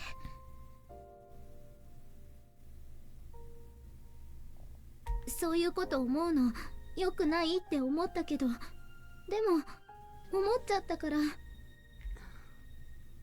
だから高之くんも自分が失った夢を追いかけてほしいって言った。そのためだったら私も力を貸してあげられるって。だってそれは私だって高之くんにそういうことをさせているわけだし、おあいこだし。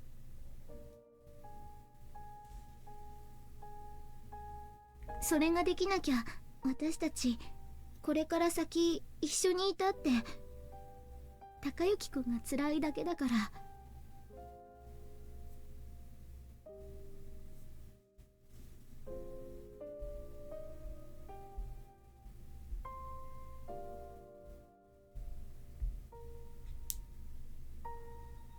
それが私の言える精一杯だったし、本気で思ってもいたし。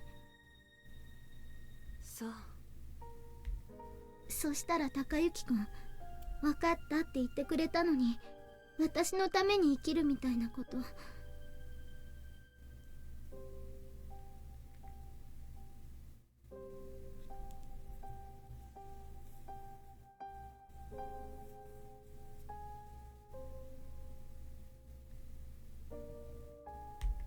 嬉しいよ。すごく嬉しかったんだけど、それじゃあ高之くん一生自分を殺して私に尽くすことになっちゃう。Fair.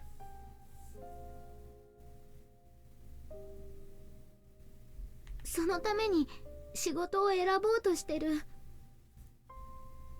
今はこういう時期だから私に同情してそういう気持ちになるのも、私が言うのも変だけどわからなくもない。だけど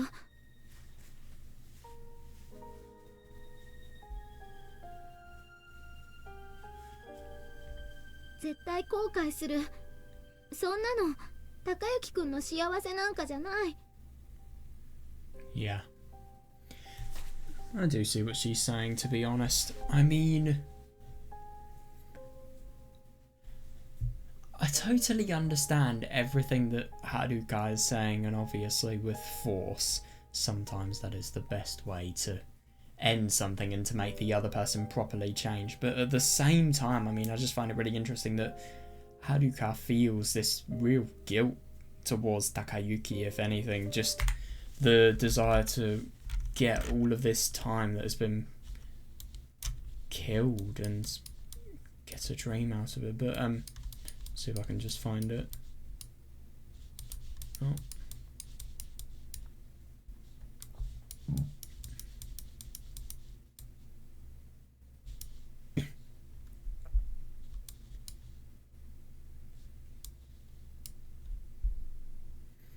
Yeah.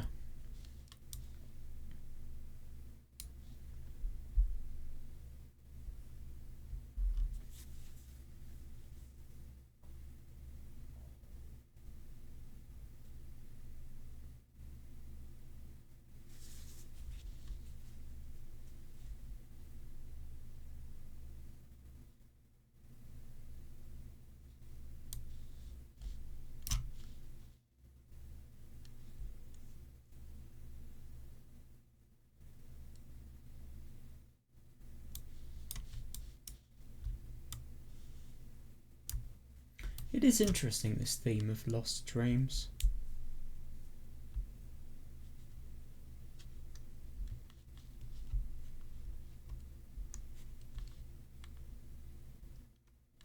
Yeah. But to be fair, I mean, Haruka is a lost dream. It's just she doesn't. I mean, he is technically doing everything within her criteria, i.e., having a lost dream that can then be revitalized. But at the same time, I mean, obviously, this is something really quite bad, just considering the fact that it's too much. If anything, he's being too dedicated and he's worrying too much about Haruka rather than himself.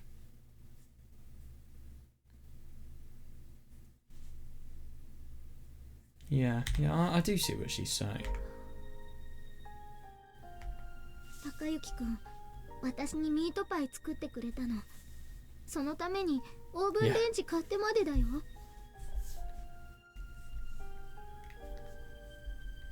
私のために頑張ることが自分のためだって、その一つの証明のつもりだったみたいだけど、おかしいよね。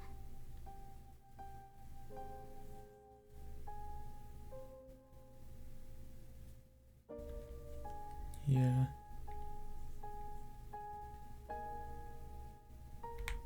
高之くんは自分がおかしいとは全然思ってないと思うの。でもおかしいよ。それを言っても高之くんには通じないって思った。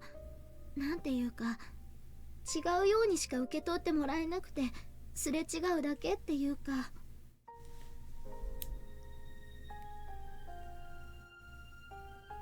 I totally see that. I mean, it's hard when you've got something that has been made so kindly, and Takayuki just talking about how much of his time he has given up in order to do this, and then obviously just saying, no, you can't do that, it's too rude.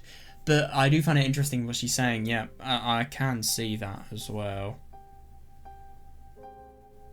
And if anything, it's just weird how much Takayuki is doing for Haruka, and it almost feels as if it's obsessive.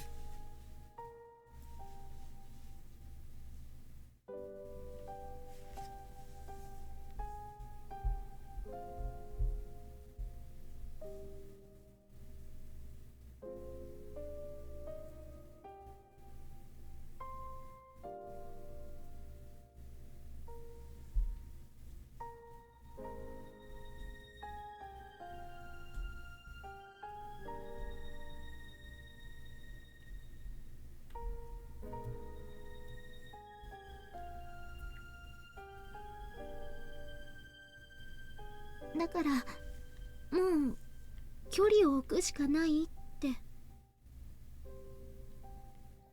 Yeah, and let him. 高之くんの仕事が決まってしまわないうちにもう一度ちゃんと考え直してほしかったから。Yeah. Obviously, this is all. 別れた？それはまた。Yeah, God, she must find it hard to believe, but we're going back to seizure territory. But anyway, yeah, it is totally fair. I mean, this could have gone so wrong though. What if Takayuki was really distraught and he hadn't really changed much from 3 years ago, from when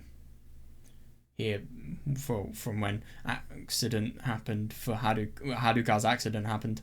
I mean, what if he hadn't changed much, and as a result of that, he was distraught about Haruka breaking up with him rather than actually thinking for the future. But luckily that's not the case. But she didn't say enough. was a bit ridiculous to assume that he was going to be able to rethink everything. Of course, it has gone well in that department, but still, what if it didn't? You could have accidentally ended a relationship that had so much potential. それでそんな勝手なことしないでよって Damn. 私が我慢できなくて言っちゃって喧嘩になったんです。そう。確かに冷静でいられなかったのは私が子供だからです。でもそうさせたのはお姉さんの方。だからお姉さんの方が悪いかな。 Oh god, she has sisters as well. She probably knows. はい、そう思います。まあ、あなたの怒りもわからなくはないけど、でもそもそもあの二人が別れるなんて、正 Totally. 直にわかには信じがたい話ね。To be honest, I think it could be a chance, but a very, very low one.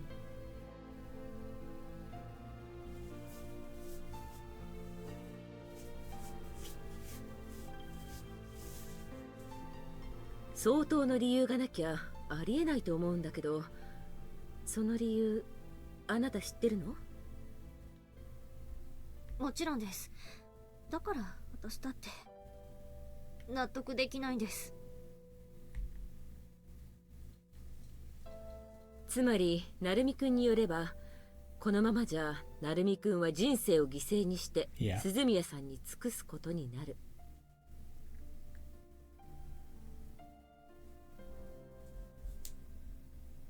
それは彼をダメにすることに他ならない。そしてまさに仕事を探している最中の彼にとって、そんな基準で職が決まるのは致命的。一刻の猶予もない。 Yeah, I see that. Yeah.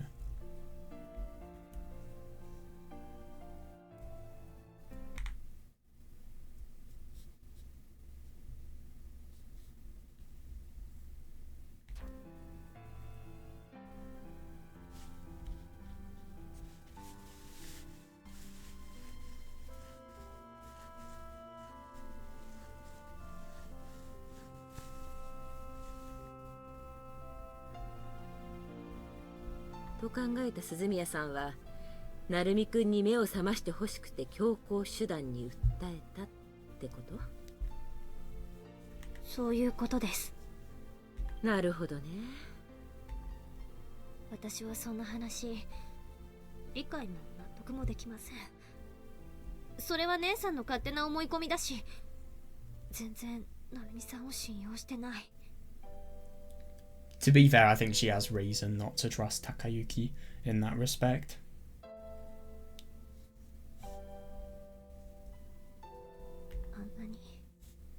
あんなに姉さんのために頑張っている成美さんがどうすればダメになるっていうのか。 Well, that's what everybody who is trying hard does. They have the potential to work too hard. And he definitely does. I mean, look at how his relationship with Mitsuki ended so that he could be with Haruka, and look at how much he was working for Haruka's sake.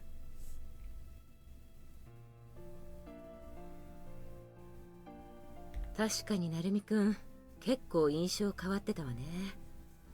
この間久しぶりに彼に会ったんだけどね。そうですか。検診のたびに The 鈴宮さん day of the の breakup. 話をちらほら聞かされていた印象でも、頑張っていることは伺えてたし。 Totally.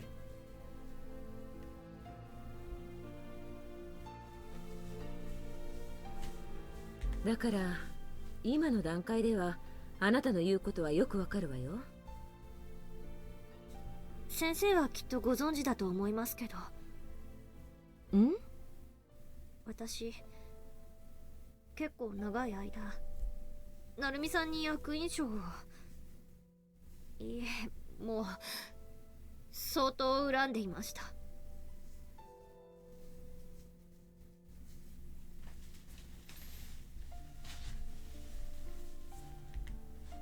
てもだからわかる。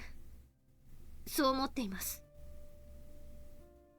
成美さんを恨んでいた私があの人の変化を見てすごく安心したんです。その気持ちは正しいと思うし、そう信じたいです。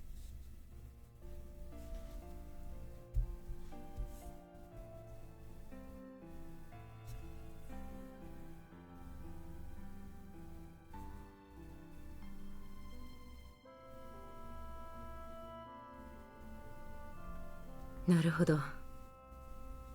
成美さんの存在はもう姉さんだけの問題じゃないんです。Yeah, yeah, I agree. 私たち家族にとってとても大切で大きな存在です。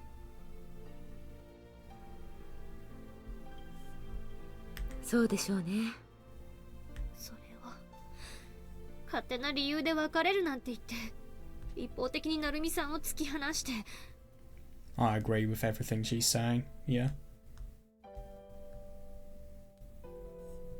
It doesn't even matter about you guys. To Takayuki himself, I think the lack of explanation Haruka gave Takayuki is not right at all. And I mean, I get that obviously Takayuki was pushing himself unhealthily for Haruka's sake, but I'm sorry, he has done so much to go to Shiratsuka with you. And all you have the courtesy to do is that. I mean, if Akane knew the true details of all of this, I really get the impression that she would not be very happy. I think Haruka's intentions are the best in the world, but she just handled what she was doing awfully. I don't think well, not necessarily awfully, but I don't think she handled it in a correct way. So as a result of that, this is happening. This would not have happened if it wasn't for that. そのこと私たちにも誰にも言わないで。それで詰め寄ったら関係ないなんて言われて。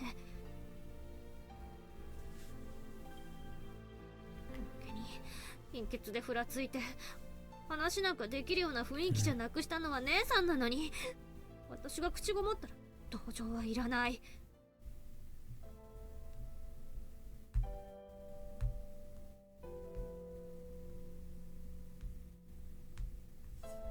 一体何様なんだろうってそう思ったら、どうしたらいいかわからなくなって思わずうち飛び出してました。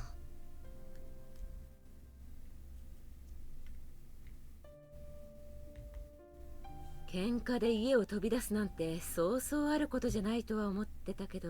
Yeah. 確かにそれはきついわね。Nothing was solved as well. That's the worst thing. But at the same time, because Kaoru's a legend, she's obviously given Haruka a bigger level of understanding to Akane, and hopefully as a result of that, this might be able to be solved.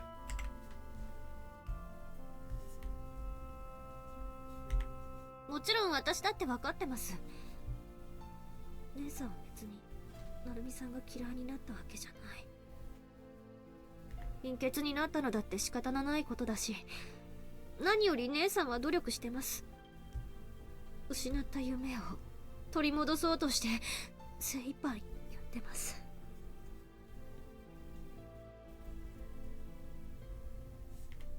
おっとりしてるように見えても、私なんかよりよほど芯があってしっかりした人だから。Yeah, it really is quite impressive. 私に見えてる以上に大変だったと思う。それは分かってるつもりです。Yeah. そうね。彼女が努力家だというのは知ってるわ。Oh, リハビ totally. リ She の did 時にその everything 辺で she could to get 十 out of 分 that 見せても place. らったもの。And like Akane was saying, to be able to reclaim the dreams that she has lost and revitalize and repurpose them, if you like. だから今は時期も時期だし、同情されるってことに敏感になってるのかもしれない。自分の努力を軽く見られているように思ったのかもしれません。だけどそうは言っても、現実に今の姉さんを支えているのは多くの人の同情じゃないですか。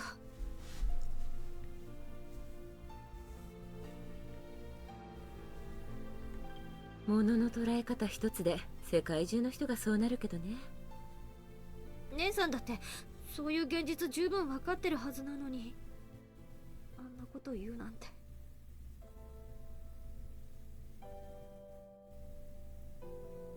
都合よく自分の欲しいものだけ手に入れて、あとは迷惑だからいらないなんて傲慢です。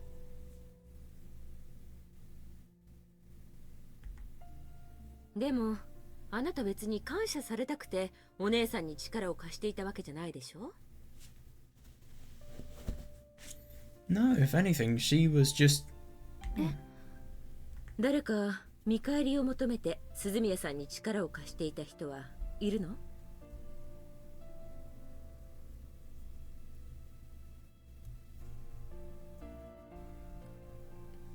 Not really. I mean, I suppose you could say that Takayuki was expecting a relationship and Haruka to be safe and Haruka to be alright, but if anything, I think the only thing that people really cared about is just in general Haruka's safety.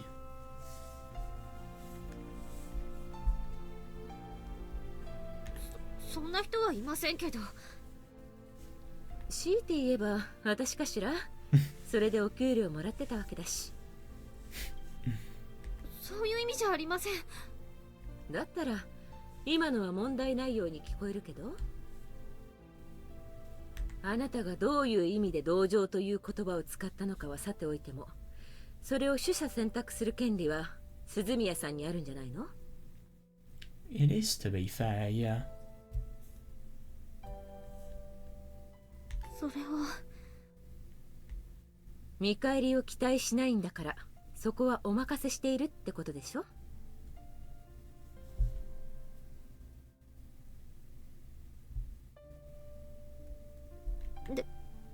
でももちろんその上にあぐらをかいたような態度を見せられたら、そりゃ気を悪くしない人はいないでしょうね。だけどあなただってえらい剣幕で突っかかったんでしょうし、それはもう喧嘩だもんね。おあいこ差し引きゼロってところじゃない？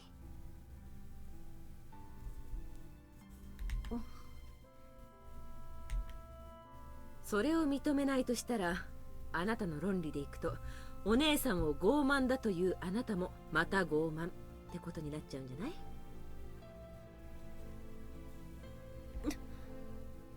あまり喧嘩に理屈を求めてもダメよ。なかなか筋なんか通らない。Yeah, そ yeah, れ I よ see り that. もっとシンプルにいきましょうよ。シンプル。あなたがそこまで怒っているのは成美くんのことだからじゃないの？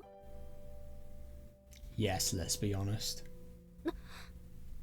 納得できないのはお姉さんの考え方、やり方というよりはむしろ成美くんがそういう立場に立たされたということじゃないのかしら？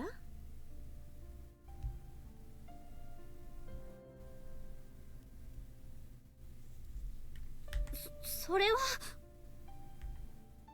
だってあなたはなんだかんだ言っても今ですらお姉さんのことを信用しているものね。じゃあ事前に相談があったり筋道が通っていたら、あなたはこのこと受け入れたのかしら？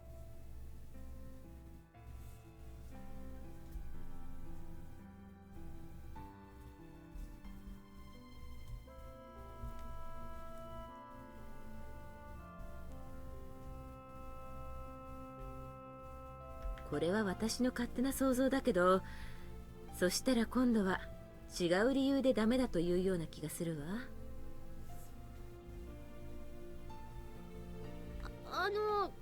誤解をされると困るので念のために説明させていただきますけど。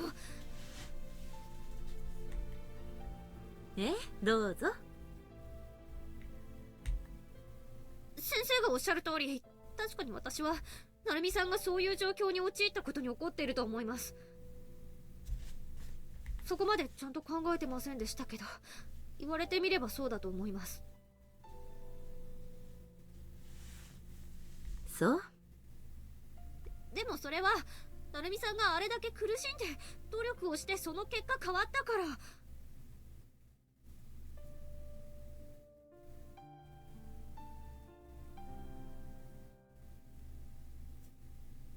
姉さんの恋人として火の打ちどころのないような理想の人に変わったからです。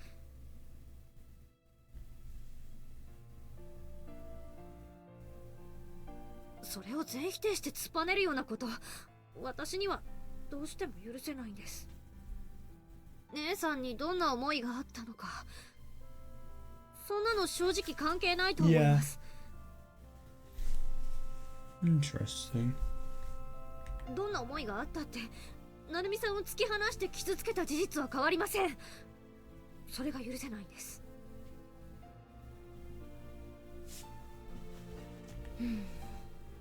でも本当に彼傷ついたのかしら。 I mean, no, of course not. I mean, just look at that conversation with Akane and Takayuki there.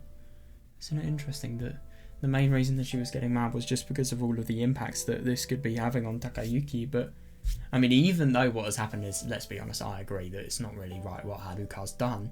Even though that's the case, Takayuki is still learning from this and he's still changing so that he can be a better person from everything that has gone on here. だって成美くんそれでも前向きなんでしょ。それどころか、exactly, yeah. がぜんやる気を出したような印象を受けたけど。Yeah. むしろ彼が恋人として火の打ちどころのないような理想の人というものになったことで辛い思いをしたのは鈴宮さんの方じゃないのかしら。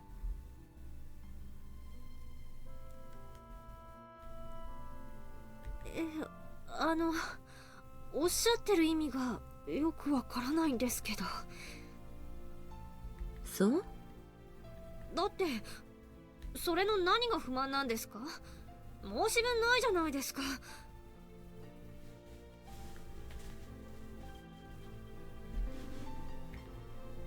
成美くんの行動ってね、全部優しさに端を発してるのよ、ね。Yeah, I like that. 昔も、そして今もまあ間違いなく。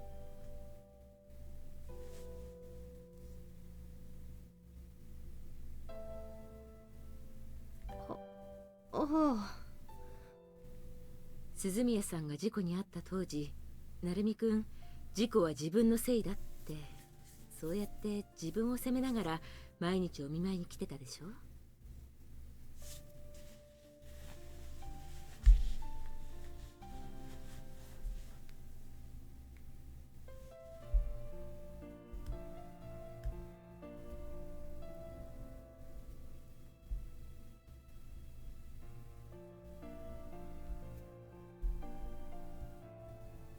そうですね。でも私は最後に彼の中に強く残った思いは鈴宮さんへの純粋な愛情だったと思うの。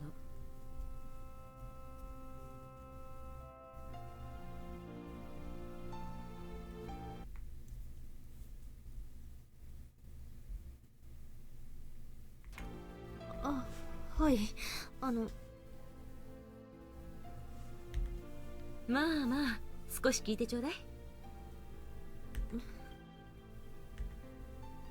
あることに対する人間の感情っていろんなものがないまぜになっていても時間が経つとだんだん単純化されていくじゃない。そして一番強く心に残っていた思いが心を支配していく。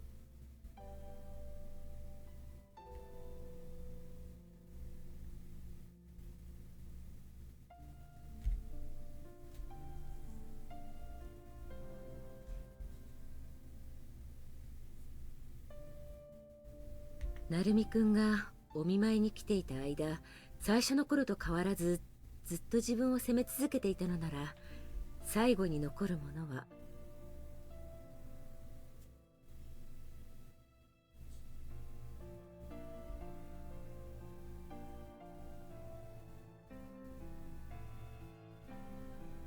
罪悪感。どちらかというと義務感かな。そういうもののはずなの。でももしも彼がそれに心を支配されていたとしたら、あの秋の日、あれほど取り乱すことはなかったでしょうね。秋の日、それは。ええ、あなたのお父さんが彼にお見舞いに来ることを信じたあの日のことよ。鈴宮さんから聞いたわ。その話、お父さんおっしゃったんですって。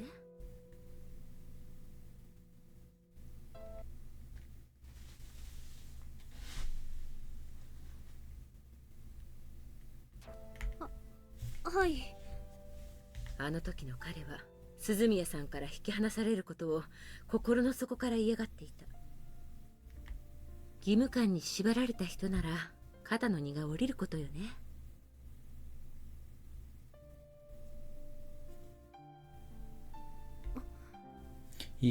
口では何とでも言うでしょうけど、ほっとする瞬間があったっておかしくない。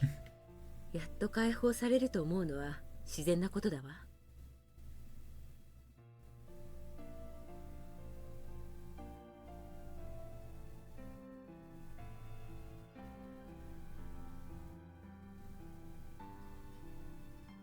でも彼の態度はどう見てもそういうものじゃなかった。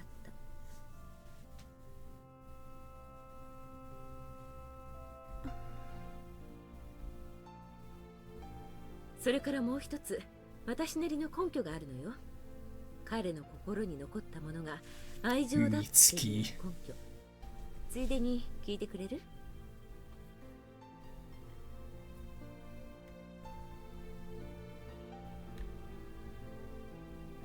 何ですか？人間の感情の中で最も強いとされているものは何だと思う？怒りじゃないでしょうか。期待通りの答え、ありがとう。そうね、怒り。何しろ古今東西、怨恨によって引き起こされる人情沙汰は凄惨なものが多いものね。しかも何年も何年も恨み続けてなんて話もあるぐらい。ああ。あなた、成美くんがあの事故を起こした直接の加害者に何か恨みを向けていたの。No 見 way, 聞きした no. ことある？ He obviously feels he's responsible himself, so he can't.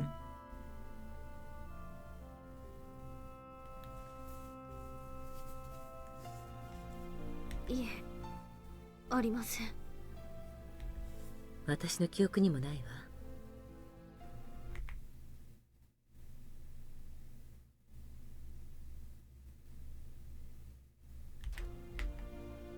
もしも彼があの秋の日までの1年間罪悪感や義務感で見舞いを続けていたのなら、彼は本来負う必要のないその気持ちを負わせた相手への思いがセットだったはずなのよ。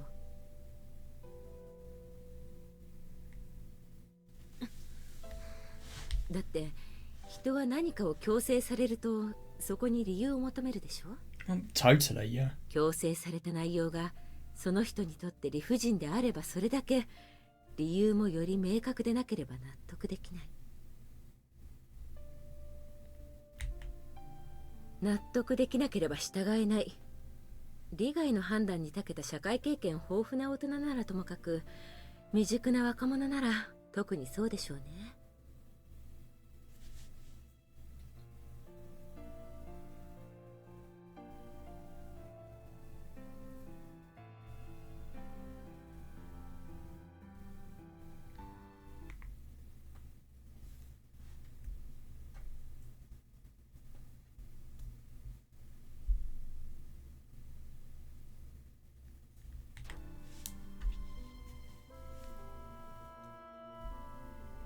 理不尽さの度合いと理由の明確さは比例する。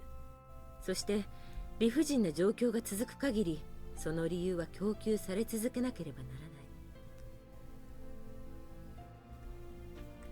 つまり事故を起こした加害者に対して激しい怒りの感情がなければ、義務感でお見舞いなんか続けられないってこと。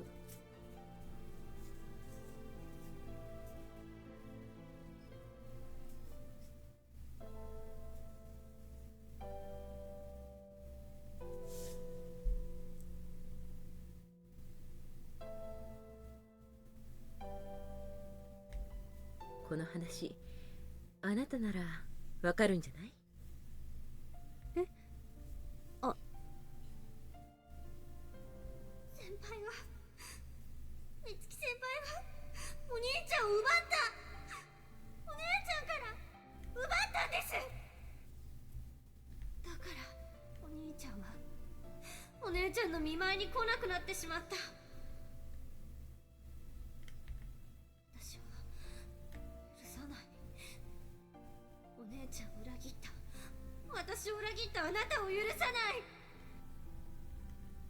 そしてそれに寄りかかってのうのうと暮らしている鬼成美さんも許さない。絶対に許さないんだから。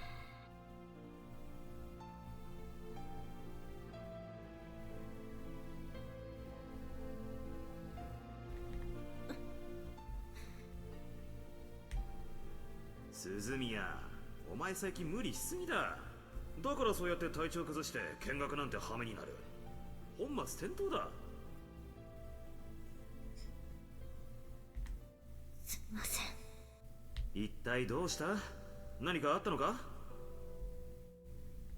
絶対に負けられない。あんな人の背中を追いかけてるなんて考えただけで我慢できません。まあ目標があるのはいいことだが、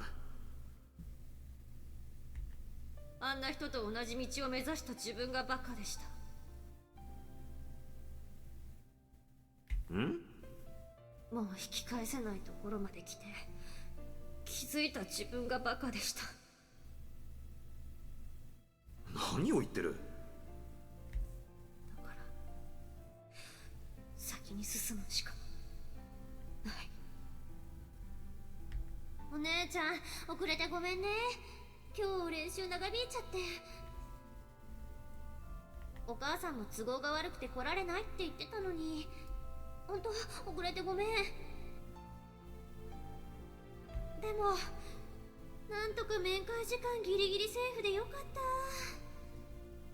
た。私は絶対お見舞いに来るからね。それが当然だもんね。そうだよね。相手がお姉ちゃんだからとかそういうことじゃないよね。人として当然だよね。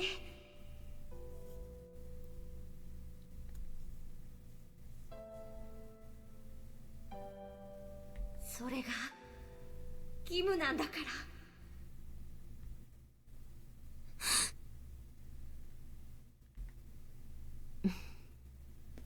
Because he's totally realized, yeah. ですね。成美さんの中にあったのは姉さんへの純粋な思いだったと思います。あの状況で彼の原動力が愛情に落ち着くことができたのは彼の優しさのおかげだと思うのよね。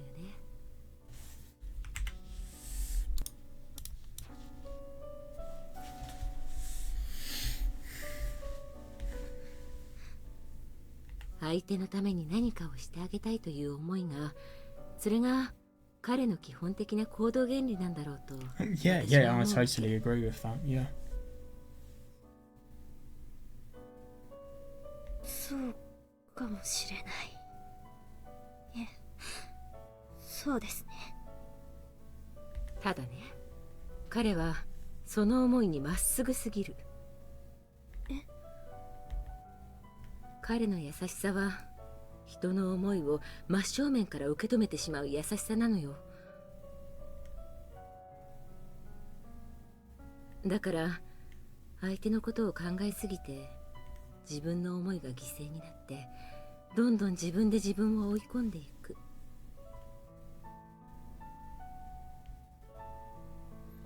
Yeah. そして身動きが取れなくなってしまう。Just look at what happened in chapter 2 before. Well, when Mitsuki was... Sorry, I meant when Haruka was in the really bad situation to begin with. Yeah. それだけじゃないわ。受け止めた優しさ全部を平等にどうにかしたいと思っている。優先順位をつけるぐらいはするかもしれないけど、結局それには従えないわね。彼にその時目の前にある思いを無限にできるような厳しさはないもの。それどころかそうすることが優しさではないなんて言い出しそうな性格でしょ。少なくとも今までは。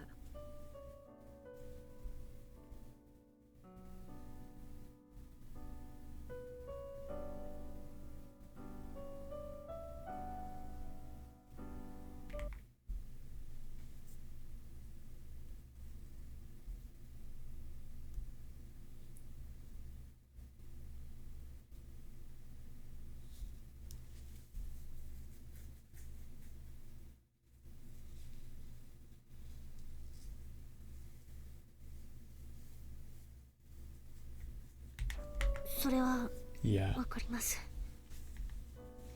だからますます翻弄されて優柔不断だと言われてしまうような行動を取らざるを得なくなるのよ。そうですね。でも彼はそれではダメだと気づいた。相手を傷つけないための優しさがかえって傷つけているという現実に直面して彼は成長した。はい。今の成美くんの根幹にあるのはそういう優しさなのよ。一皮むけて Yeah. 大人になった優しさ。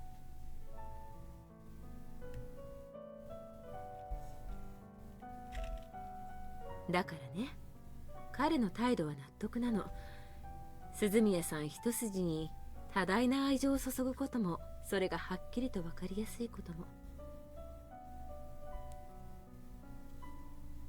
はい。周りもそれを認めているからね。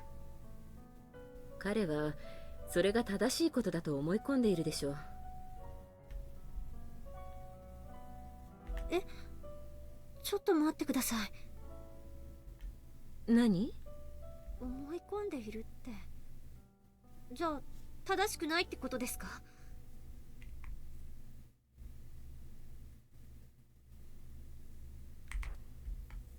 別に間違っているとは言わないわ。でも必ずしもいいことかといえば実はそうでもないかもね。どういう？それが人間関係の難しいところよ。難しい話じゃないわよ。他人がいくら彼を理想の彼氏だと評価しても、鈴宮さんにとってそうでなければ意味がないってこと。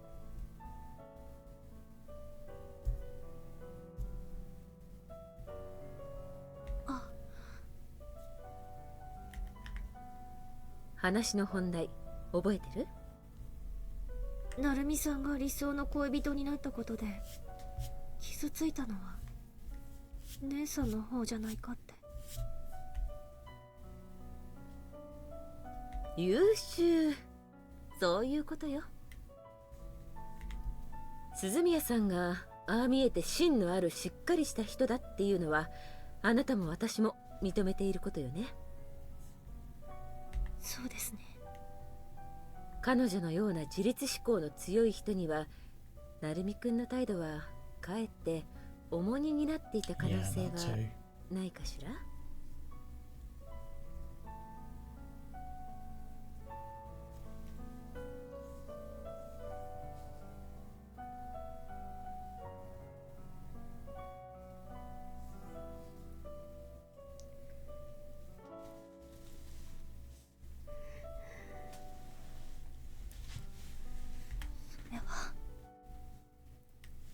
成美くんは鈴宮さんに思いを向けることに必死で極端になっていたんじゃないのかしらね。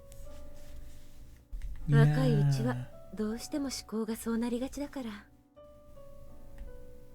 血気盛んだし失敗を恐れないし、そういうことそのものに美徳を感じていたりもするでしょ。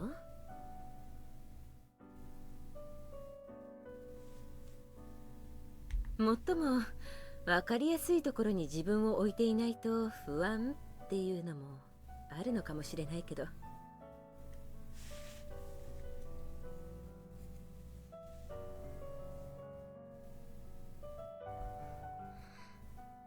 特に彼のようにどん底を知っている人間なら、それを繰り返さないためにと頑張りすぎて、なおさら極端になるかもね。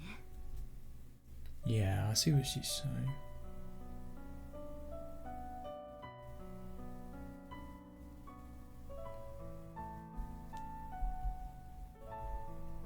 そうやって知らず知らずのうちに思いの押し付けをしていた。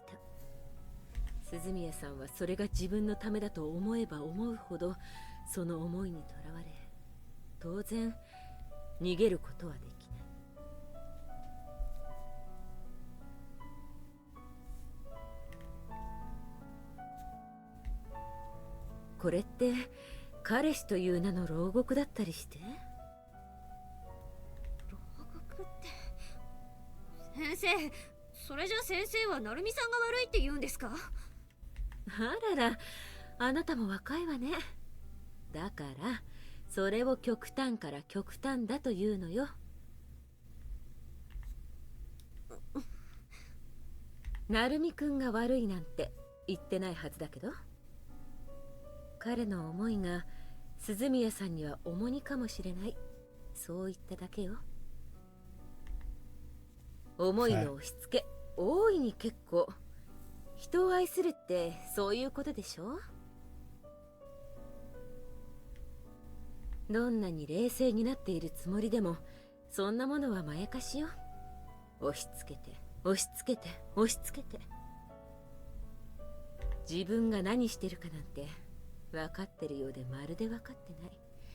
恋は盲目とはよく言ったものよね。ある意味おかしくなってしまってる。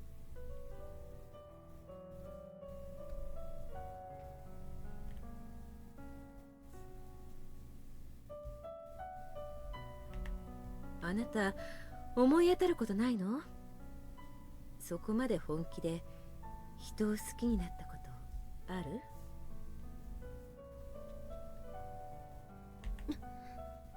茜、本気で人を好きになったことある？でもね、思いを押し付けられることを What a bad thing to 素直 remember. に喜べる人とそうでない人がいる。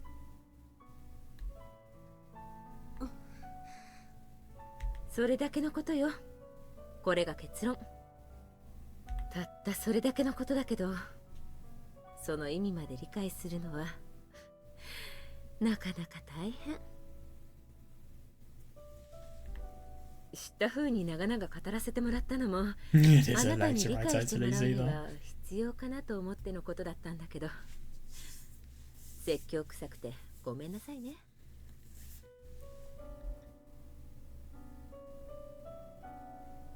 いえ、そんな。私の印象では成美くんがそうであるように、鈴宮さんも極端から極端になってしまっている。それを気づかせてあげられるのは二人をよく知る人間だと思うのよ。誰のことかわかるわよね。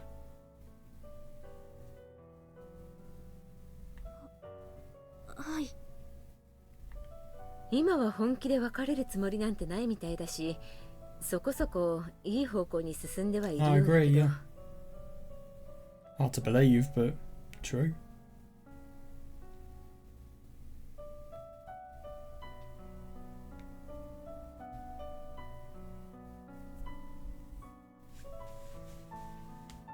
どこかでまたすれ違いが起きて、極論と極論がぶつかり合うようなことになったら、出てくるのは極論だけよ。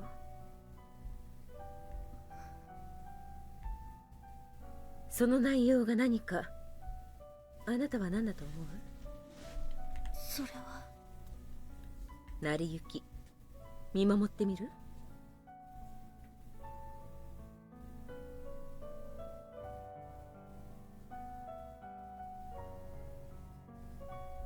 そんなことできません。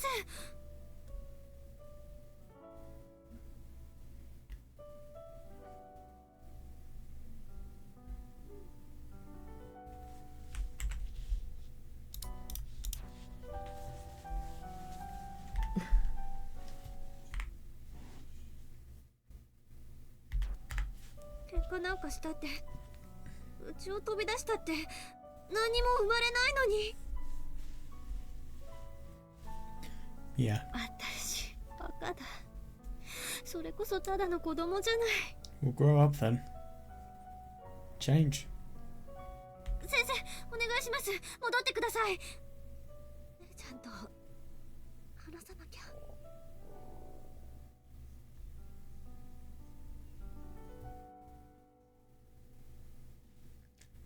Oh wow, I love the background. That looks so cool.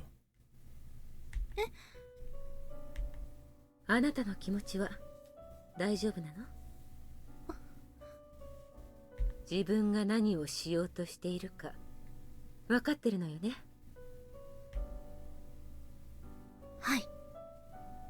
なら行きましょうか。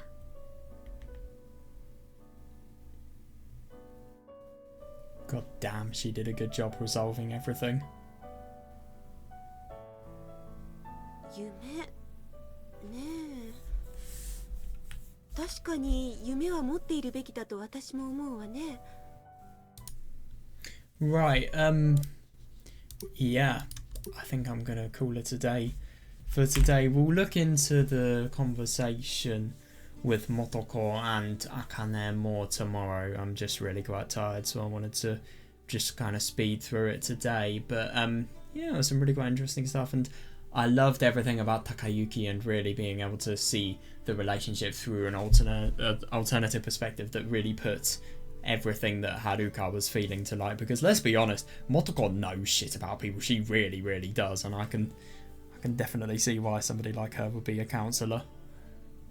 I don't know if she actually does counselling, but I wouldn't be surprised if she does.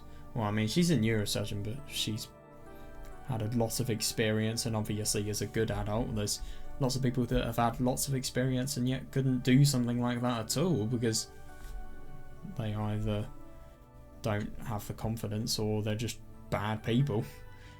Yeah. She doesn't matter what she is. She's just a good human being, to be honest.